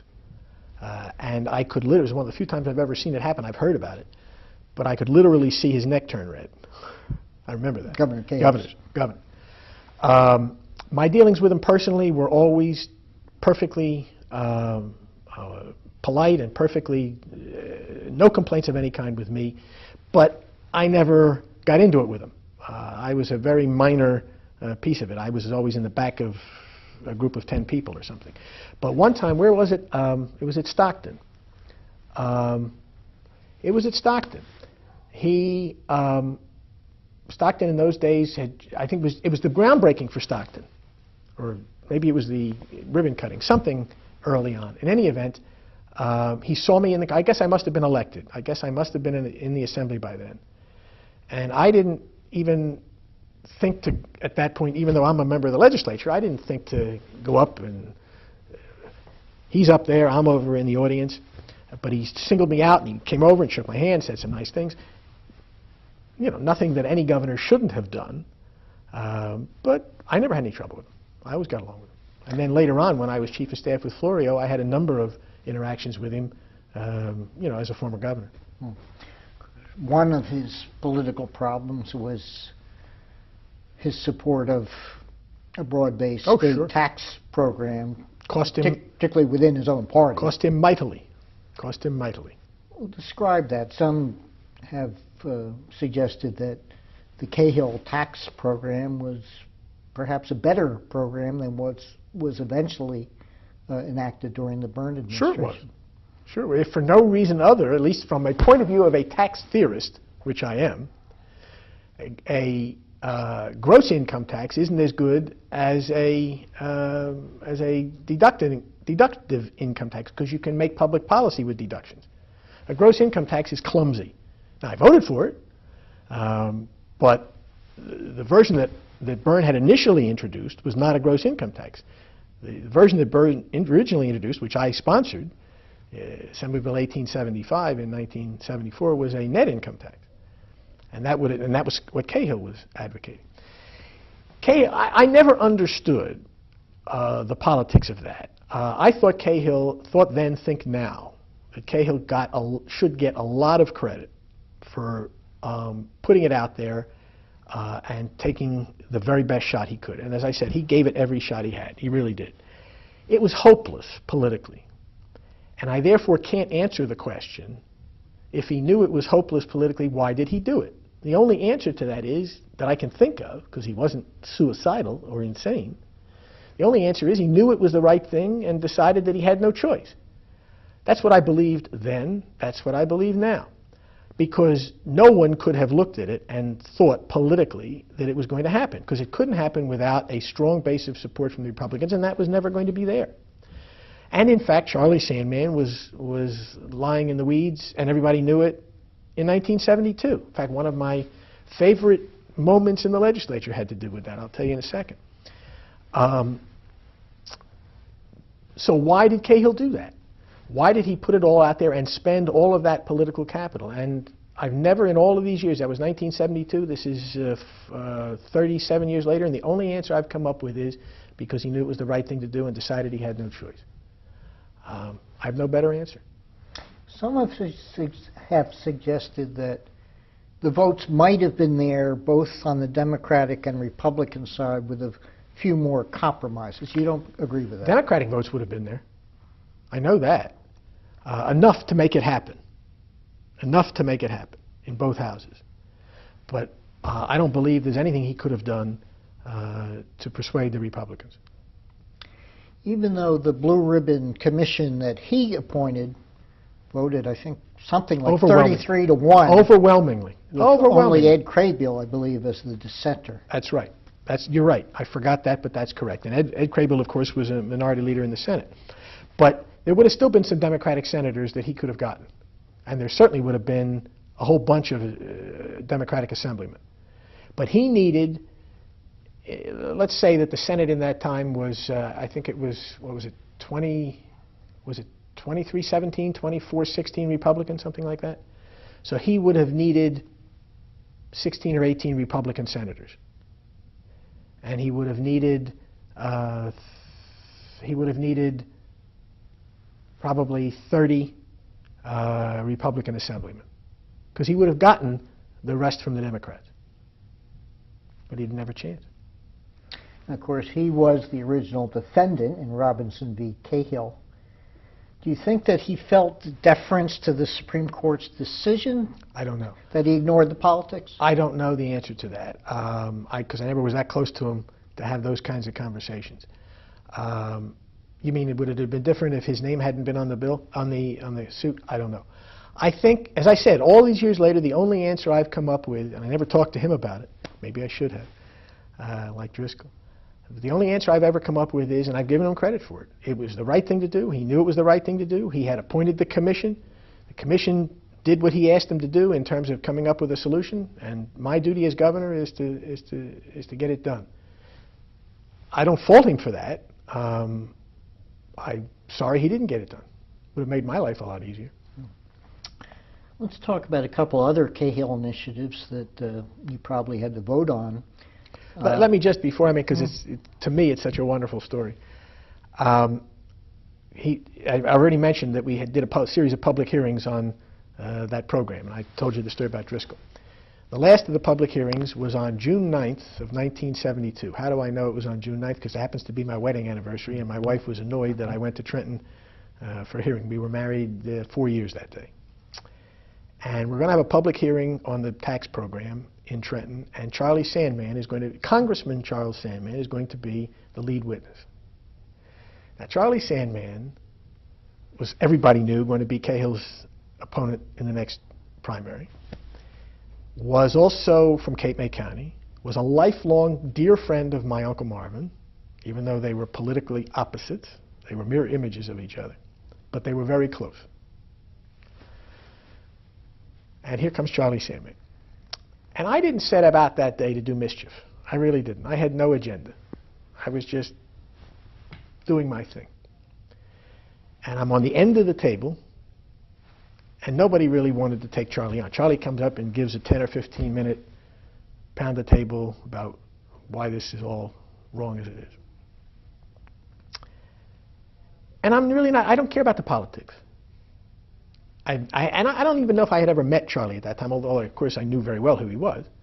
I had followed him in the Congress, and even before then as a friend of Marvin's in the Senate. Anyway, you got any questions? Each of us could ask him questions. Do I have any questions? So I start engaging him in a dialogue. And I'm tax theory. Remember, I've got my master's degree in tax law, and I'm into tax theory and fairness and progressivity and blah, blah, blah. And I'm not cross-examining a witness here. I'm just engaging in a dialogue. And before it's finished, Charlie Sandman acknowledges, because I won't let him not, that in matter of tax theory, a progressive tax, a tax that imposes a greater burden on those with greater ability to pay, is in concept a fairer system than the one we have now. That's all I was looking for. Yeah, it is. The next day, which is a Saturday, the headlines all over the state, and certainly in the press of Atlantic City, are the concession. The headline in the press was, "Sandman rips tax but pulls his punch." Okay, that was headline in the press. Other newspapers had different versions of the same thing. Sandman was bananas. At 7 o'clock in the morning, I get a call from my uncle. I hadn't even seen I was asleep. I hadn't even seen the paper yet. 7 o'clock in the morning, the phone rings. Marvin's on the line. What did you do to Sandman? I said, what are you talking about? He said, did you see the paper? I said, no. He said, go get the paper. So I went running downstairs to get the paper, and by the time I get back to the telephone, I'm laughing. He said, why'd you do that? I said, I didn't do anything. I just said about to have a conversation with him, and he said what he said, and I let it be. Well, fast forward. A year and a half later, fall 1973, Charlie Sandman has won the Republican primary, and somebody that in June of 1972 I had never heard of has won the Democratic primary for governor. And they're going to fight about the income tax. So I dug a transcript out of the June 1972 tax hearing, and Charlie says what he says. And the Democratic candidate for governor in 1973 made good use of that. Brendan Byrne. That was his name. I think that was his name. Going back a bit, the Cahill administration also proposed a series of environmental measures at that time. Created the Department of Environmental Protection, also a coastal program that obviously affected your district. No fault insurance. There were a number of pension reform. There were a number of initiatives of great significance, at least as far as I was concerned, that were done in my first term, what I call the Cahill term, my term in the Assembly when Cahill was governor. As well as the Meadowlands legislation, Absolutely. Which we'll talk about, I think, a little bit later in context of Atlantic City. How about the coastal program? Was that something that politically you had some concern about in terms of the reaction? No, although it became eventually a basis for the concern that I had in 1979 with the Pinelands program. Mm-hmm. And the reason it wasn't a concern in 1973 is because, again, I didn't know what I was talking about. I was much too young and inexperienced, and there was not in those days, in 1973 and 72 when we did the Clean Water Act, there was not the kind of real public awareness of what some of these environmental laws would mean as there is now, in terms of administrative inefficiency, in terms of heavy-handedness, in terms of anything other than, it was all terrific in those days. I mean, clean water, who's going to vote against clean water? Protecting the coastline. Goodness, everybody in Atlantic City was for protecting the coastline. It was an easy vote in those days because the political difficulties attendant to the real-life administration of some of those policies were not yet then apparent. And the difficulties and the bureaucracies and the time and the cost and the stubbornness and the inflexibility, all of those things that people complain about after, were not as apparent, at least not to me, not as apparent then. So those votes for me were easy votes. What about the argument that this was a state intrusion into home rule? Well, that was never a problem for me. I consider home rule to be one of the central evils of New Jersey's political process in a variety of terms. But I didn't hear a lot about that then. But within your district, certainly outside Atlantic City, there was strong local home rule and probably resistance toward there certainly was in the sense of in theory. But again, in the context, first of all, in the inside of my district, neither of those bills meant very much. Clean water and coastal protection were not problems for Hamilton or for Mays Landing or Egg Harbor Township. Or, they get to the Pinelands, you got a different story. But in those days, those were not difficult votes. And how about the Meadowlands? Was that something that seemed foreign to the voters in your district? Absolutely. That was completely remote. I looked at that as a state initiative, economic development, and as long as the locals were for it, I was fine. Well, let's move to the '73 election, which you've already talked about a little bit in passing. You obviously knew Charlie Sandman, but did you expect he was going to knock off an incumbent governor No in way. the Republican primary? No way. When I go into 73, I'm looking at running for re-election. I've done something incredibly dangerous. I have voted for Cahill's tax program, which the local Republicans were thrilled about, because that's going to be their campaign against me. Mm-hmm. But I'm prepared to defend it. Great story about that coming up. And the way it looks to me in the winter and spring of 73, doesn't matter who the Democratic candidate is, he ain't going to beat Cahill. I'm for Dick Coffey, whom I had met by then and gotten to know very well, and was running and had asked me for help and had been very helpful to me. I liked him, I trusted him, thought he'd be a good governor. So I'm for Dick Coffey, and it doesn't much matter to me who wins the primary at that point, because nobody's going to beat Cahill in the general anyway. I'm just looking for what I can do for myself. And part of what I can do for myself, at this time my relationship with Pat McGann had started to fray a little bit. And I was still very much into the politics of things. So I chose, there was a vacuum that had been created, long story that isn't central to this, but there's a vacuum for the Atlantic County Democratic chairmanship. I step into it. I put myself out as the candidate. Nobody's going to run against me. I become, in the primary, Atlantic County Democratic chairman. But even before the primary, nobody was challenging me. was that a point of contention with McGann? Yeah. But he didn't have a better idea, and I had the votes anyway.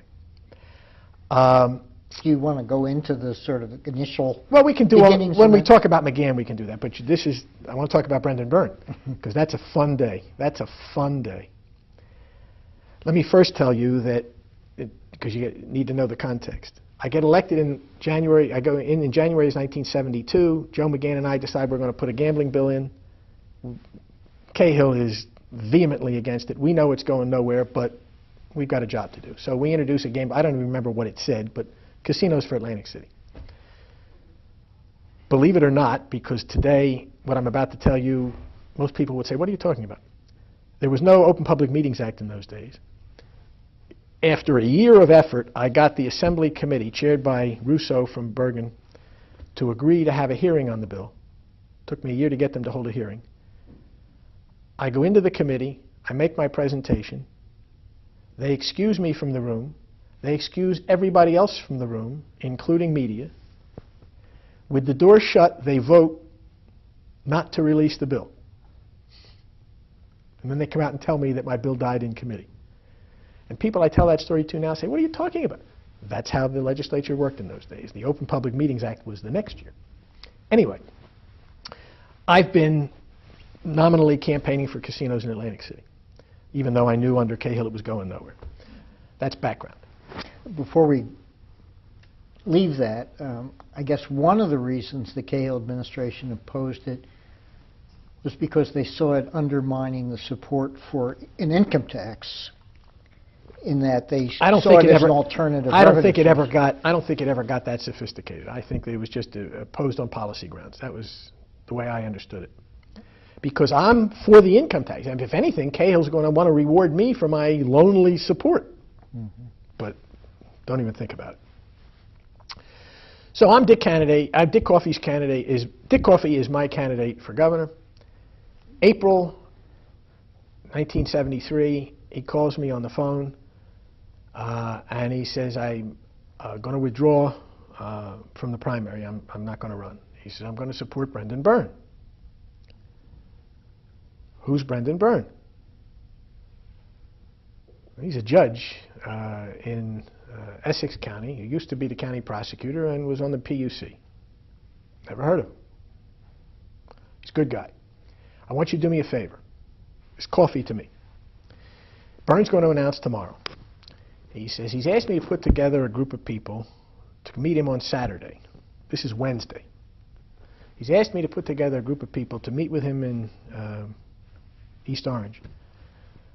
What turns out eventually to be Marty Greenberg's law office. I don't know that then. To sit with him and talk with him about state issues. He said, I want you to talk about taxes. I said, who else is going to be there? He says, Al Burstein's going to talk about education. Charlie Yates is going to talk about transportation. This one's going to talk about this. That one's going to... I said, okay. I said, but I'm not committing to support Byrne. I said, I never heard of him. He said, I'm not asking you to support him. I'm asking you to come and help him out. Fine. I don't really care, because after Dick Coffey is out, I don't have another candidate, and I don't care that I have another candidate. Whoever wins the primary is fine with me. So, on what turned out to be one of the more interesting days of my life, and flattered, frankly, at having been asked to do this, because I'm going to speak on one of the, if not the, one of the 3 or 4 major questions of state policy to a serious candidate for governor who's asked me to do that. I'm okay with that at 29. Excuse me, at 28. So I go up and I sit down there at 9 o'clock in the morning in East Orange, and we spend the entire day talking policy. And people are briefing him, he's asking questions, we're discussing. I'm in with a bunch of people that I very much like and respect. I mean, Al Burstein is my dear friend to this day. Charlie Yates, God bless him, was a wonderful colleague for all those years. And I'm watching Brendan Byrne. Again, I never met the man. I'm impressed. I mean, everything. Style, looks, substance, intellect, curiosity, tact. I mean, figure it out. I mean, this is a terrific human being and a very good candidate. So, I got a problem. He's a former prosecutor from Essex County. My chances of getting him to tell me that he'll support casino gambling for Atlantic City are between slim and none. So how am I going to endorse him? And I'm sitting there from most of the afternoon trying to figure this out, because by the early afternoon I'm already convinced that if I didn't have that issue, this is my candidate. So 3, 4 o'clock in the afternoon we take a break. And what the hell? So I said, Judge, I got to ask you something. I said, I need to tell you up front that no matter what you tell me, it won't have an effect on what I'm going to do. I'm perfectly prepared to support your candidacy. And I take him through the background, and he listens. He got a cup of coffee in his hand. He's listening to me. He's not saying a word. And I explain, and that there had been a bill introduced a few years ago, but it got nowhere. I introduced it now, but Cahill's never going to do it, and it didn't even get out of committee. But I'm going to have to campaign for it in Atlantic City in the fall, and if you're the candidate, you and I are going to have to figure out a way we can do that. And he said, well, he said, I got to tell you, he said, I don't know if you know this, he said, but when they had that hearing in 1968 in the legislature on McDermott's bill, he said, I testified. I was the Essex County prosecutor. And I went down to Trenton and I testified on that legislation. And he said, it would really be very difficult for me now, as a candidate 3 years later or 5 years later, to say something different than what I said to the legislature. And I said, yeah, I understand that. And I said, but this is my problem. And I said, I just want you to know we're going to have to... He was playing with me. What he knew and I did not, and he knew that I wouldn't have any way of knowing it, was that when he went down there as the Essex County prosecutor, he was the only law enforcement witness in the state to testify in favor of it, which he let me stew for another minute or two before he told me about. And he said, you give me a bill that's got the proper controls and the proper protections, and he said, I'm all for it. Well, where am I? I drove up there this morning to Essex County to meet a guy I had never even known, with not the slightest care or concern about whether I'm going to support him or not, because it doesn't matter. And now not only do I have a candidate that I think would be a hell of a governor, and a candidate who has a very good shot at being nominated, but whether he beats Cahill or he doesn't in the fall, in the environments of Atlantic City and Atlantic County, my candidate for governor is going to say what I desperately need to be said, and the other candidate for governor is not.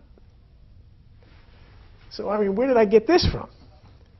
I am flying. I drove home that day. It was like, it's still one of my best days. One of my best days. That's how I met Brendan Byrne. You had mentioned a few of the other legislators who were in that meeting. Who else? There were a few other people from the coffee campaign who joined the Byrne camp, like Dick Leone and Lou Kagan. Oh, yeah, absolutely. And I didn't know them then. I mean, the only ones that I really remember from that day were the ones I had known in advance. I mean, I met Marty Greenberg that day. I'm sure Dick Leone was there, or I'm certain he was there. But these were not people I had known before. They were people I got to know all that summer. And they were people who, before I got finished, 8 years later, were at the core of everything that I was able to accomplish. People with whom I worked, or who helped me, who I helped with Byrne, or whatever. But on that day, the only ones I knew were the legislators that had come up at Dick's request. Going back to your own '73 campaign, you mentioned that the Republicans were gearing to attack you for the tax vote. Were you running defensively on the tax vote, and how much were you using your support of casino gambling as an affirmative plank in your personal platform? That question leads me to tell you the story that is in a memoir that I have just put together. It's the way I close the volume, because one of the questions I was responding to when I wrote it was, what lessons did you learn? And the story I'm about to tell you is the central lesson of my entire political career in response to your question. When I campaigned in 1971, taxes were easy. Cahill had commissioned this blue ribbon committee. It hadn't reached its conclusions until December of '71. So all I said as a candidate in 1971 was, I don't know. I'll wait to see what the commission says. I knew exactly what was wrong, as far as I was concerned, what was wrong with the tax structure. I knew exactly what we ought to do about it, and that it was a broad-based income tax. And I also knew that it was political suicide to say that. So I did the politically clever thing in '71 and simply said, I don't know, we'll wait to see what the commission does, which is what everybody else did.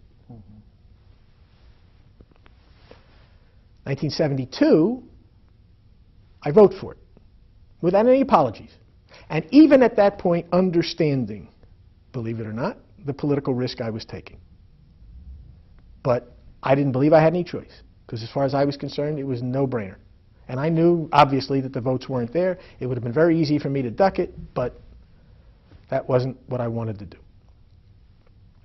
So now I got a problem in 1973. How do I answer your question? I have a particularly difficult problem because my candidate for governor, who I am now hanging on to for dear life, gets out there and says, to my utter amazement and to my utter consternation, I don't see any need for a state income tax. I think he said that in Atlantic City. He certainly did, right after he talked about the Bateman-Simon plane being known by its initials. So here I am, okay, my bed, I made it, I'll sleep in it. And I prepared, I don't even remember now, but I had prepared or thought through the preparation of some politically mealy-mouthed explanation for why I had done that. And don't worry about it, it didn't pass, but I don't remember exactly. It was not going to be terrific. It was going to be playing defense. I wasn't too worried about it, though, by that time in the fall, because if you'll remember, by September of 1973, some very interesting things were happening. First of all, that Byrne was going to be elected over Sandman was a given. No question about that. And the national climate with Watergate and everything else was beginning to suggest what eventually became the reality of a landslide. So while I was concerned, and while the Republicans were still gleeful, one of the things, by the way, I told you we did newspaper ads. They expected me to back off my vote. So they prepared an ad, which they eventually ran because they were too stupid to fix it. The original version of the ad said, Perskie voted for Cahill's tax. Now he says he's not going to vote it again. Hypocrisy.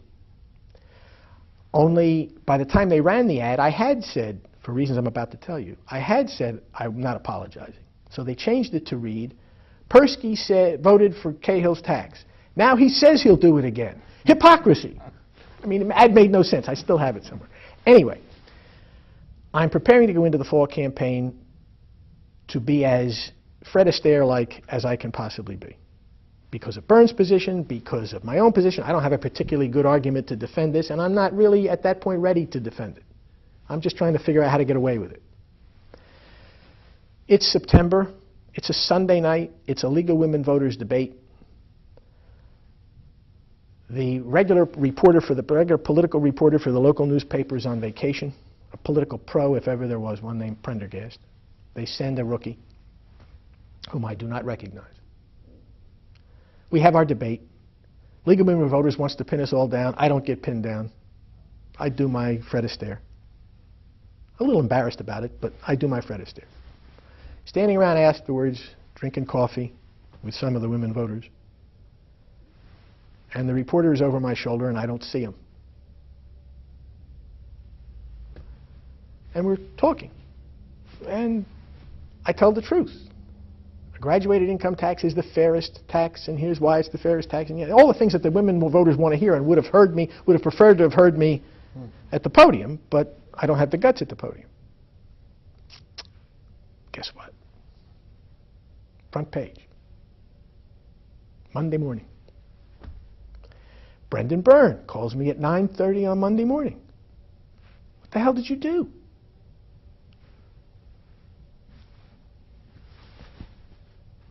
A couple of days go by. The Republicans are, I mean, they've already written my obituary. I'm gone. What did you say to Brendan Byrne? I told him what happened. He said, what are you going to do about it? I said, I don't know. He said, we better figure something out.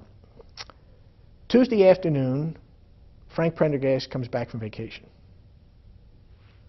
Looks at the newspaper. Calls me up. What happened? I tell him what happened. What are you going to do? I said, I don't know. He said, you want my advice? I said, yeah. He says, sit down with me and give me an in-depth interview and tell me everything that you think, for the record. What do you got to lose? I think about that for about 30 seconds. Next day I go to his house, 2 hours, I lay it all out. Giving up nothing. I mean, just laying it out there. And several things happened. First, sequentially. First, the press runs an editorial. This is before the end of September, mind you. Headline of the editorial is "Spare That Neck." And the first line is, Assemblyman Stephen Perskie has stuck his neck out a mile, We're not endorsing anybody at this time, but we think Perskie should get credit for telling the truth in a difficult environment. And the concluding line is, "Spare that neck." And they eventually later go on to endorse me. The Republicans are giddy. Only they forgot to remember Spiro Agnew, and they forgot to remember Watergate, and they forgot to remember that as long as I wasn't, caught in a closet with a live girl or a dead boy, I'm going to get reelected no matter what. Now, the people didn't vote for me that November because of what I did on the income tax. They voted for me despite it. But what happened was that by total accident, the accident I have just described for you, not looking over my shoulder or recognizing a reporter, by that accident I became known in Atlantic City and then later in Trenton as the man who was not afraid to tell the truth. And it was the liberating moment of my political career. I had nothing to do with it. But from then, through the rest of the time I was in the legislature, I could say anything I wanted about any issue I wanted, and I did, and I could get away with it politically. Because the reaction at home was, oh, that's just Perskie, he says what he thinks. And as long as I was producing, a gambling bill, as long as I was producing whatever else the people, I could make them believe that they wanted or needed. All of those crazy notions that he's got about taxes or whatever, we don't care about that. Before or after you gave that interview, did you call candidate Byrne and say, I'm sorry, Judge, but I'm going to have to No, reassert what you know, I the said. truth is I don't remember. I'm sure I let him know what I was doing. I certainly didn't apologize to him because, frankly, from my point of view, he let me down in the sense that I knew he knew better. And he was just doing the same thing I had tried to do. He was just doing it successfully. I would have preferred, and I can't blame him for it. I mean, who knew at this point? I mean, eventually, by October, it didn't matter what he said, he was going to get elected governor. But I don't hold him accountable for that. In fact, I have a great deal of regard for the way he handled it in 1977 when he stood in front of the State House for a television camera and said, I said that in 1973 and I was wrong. Mm-hmm. And as far as I was concerned, whatever sins he had committed, that cured them. But by then we were very close anyway. Now, I don't remember the conversations I would have had with him. I'm sure I did. But we just agreed to stay out of each other's way. I mean, it was easy for him to stay out of my way on it, and I didn't stick it to him. I mean, that was just what I think. When he gave that quote about not seeing the need for an income tax in the foreseeable future, did you call some of the other Democrats who had been online for an income tax, like Gal Burstein, Bill Hamilton, others? I'm not sure if Charlie Yates at that time was. Absolutely. And say, well, what do we do now that our candidate has undermined us? I don't remember any. I'm sure we had those conversations. I'm guarantee that I had them with a couple of those guys. But I don't remember them, and I'm also sure that they would have shared my perspective of more of disappointment than anger.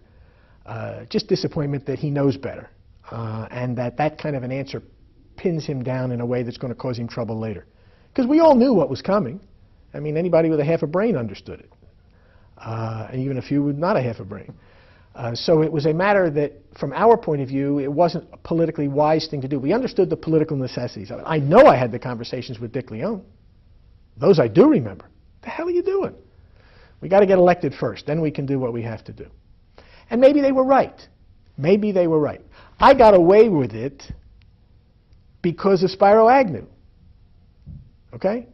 If you take Spiro Agnew and everything that was happening in Washington out of the equation, and if you take Charlie Sandman out and put Byrne against Cahill, who I think Cahill would have run a stronger race, I believe, than Charlie did, even in Atlantic, where Charlie was local. If you take all of that out, the externalities, I'm not sure I get away with it. I got away with it because of all the externalities. So I can afford to sit here all these years later and tell you how brave I was. Nonsense. It was an accident. So for me to sit here today and say Byrne wasn't brave enough, I can't quite get to that. Most, if not all, of the people I think we've talked with in the Byrne campaign felt that once Sandman got the nomination, the election was pretty well secured. Except in Atlantic, that's correct. It took me until October. I knew Byrne, the night of the primary, I knew Byrne was going to be governor. What I didn't know until October was that A, he would carry Atlantic, and B, he would not be a problem for me. Keep in mind, Charlie Sandman was local. He was our local congressman. Mm-hmm. All right? Had been all over the place for all those years. So even though Brendan Byrne is going to be governor, I don't know that he's going to beat Charlie in Atlantic. It turned out he beat him handily. But I don't know that until October. Was the tax issue so politically telling that if Brendan Byrne had come out and said, I'm for the income tax, he would have lost that election to Sandman? No, sir. I said it then and I say it now. Brendan Byrne couldn't have lost that election no matter what he said about anything. As a result of all of the external features, the man the mob couldn't buy, the climate of corruption, the Republican disaster in Washington, Brendan Byrne was not going to lose that election if he had called for a confiscatory income tax. Now, that's hindsight. 20/20 hindsight is the clearest vision. I'm sure that if we had had this discussion in September of 1973, I might have said otherwise. Do you think his foreseeable future quote was inadvertent? No. Nothing that campaign did. That was a spectacular campaign. Nothing that campaign did was inadvertent. Everything was calculated, and very well calculated. It was the best operations I've ever seen. Nothing was accidental. It was deliberate, it was thought through, in my view wrong, in my view politically short-sighted, but it was an act. If it was a sin, it was a sin of commission, not omission. When Dick Leone told you, well, we have to get elected first, Right. Did you try to argue? No. I mean, well, first of all, I had no leverage, and secondly, until the accident of the reporter over my shoulder, I was trying to figure out a way to do the same kind of thing. I was disappointed that the gubernatorial candidate didn't give me cover, but I was not a profile in courage at that point either. That was to come later. How about Brendan Byrne as a campaigner in that 73 That was campaign? wonderful. It was wonderful. For me, okay? In other respects, I remember there were some awkward moments. It didn't bother me. It bothered a lot of other people. One that I remember most specifically was in Monmouth. There was a summer fundraiser in August, big tent. Ted Kennedy was the guest speaker. Ted Kennedy, on a bad day, is a spectacularly good public speaker. Brendan Byrne at that point wasn't the Brendan Byrne we know today. The Brendan Byrne we know today is a spectacular public speaker. One of the best I've ever seen. Times of timing and humor and just presentation. The Brendan Byrne at that time was nothing like that. He was an awful and a clumsy public speaker. And they put him up there with Ted Kennedy. I was on the dais because I was a county chairman, and all the 21 county chairmen were up on the dais. And there are hundreds of people out there. And it was a wonderful, everybody knew he was going to win. It was great. But Brendan Byrne was just terrible. In terms of, I don't remember what he said, it doesn't matter. The presentation was awful. And there was a lot of talk about it afterward. But again, by the fall, it almost didn't matter. I don't know if it was the same Monmouth County event, but in the interview with the late Justice O'Hearn, he talked about his first exposure to Brendan Byrne as a candidate in '73. And if my memory serves, he said he was terrible. It probably was the same night. And I later found out, because I had talked to Dick Leone about it, I later found out that he had Dick had brought in some speech coaches or whatever because he was even worse, and the speech coach had been working with him and told him he had to project. Because one of the things that was wrong was he was literally yelling. It was just terrible. But as I said, he grew into it. He has become, as you know, a public speaker par excellence.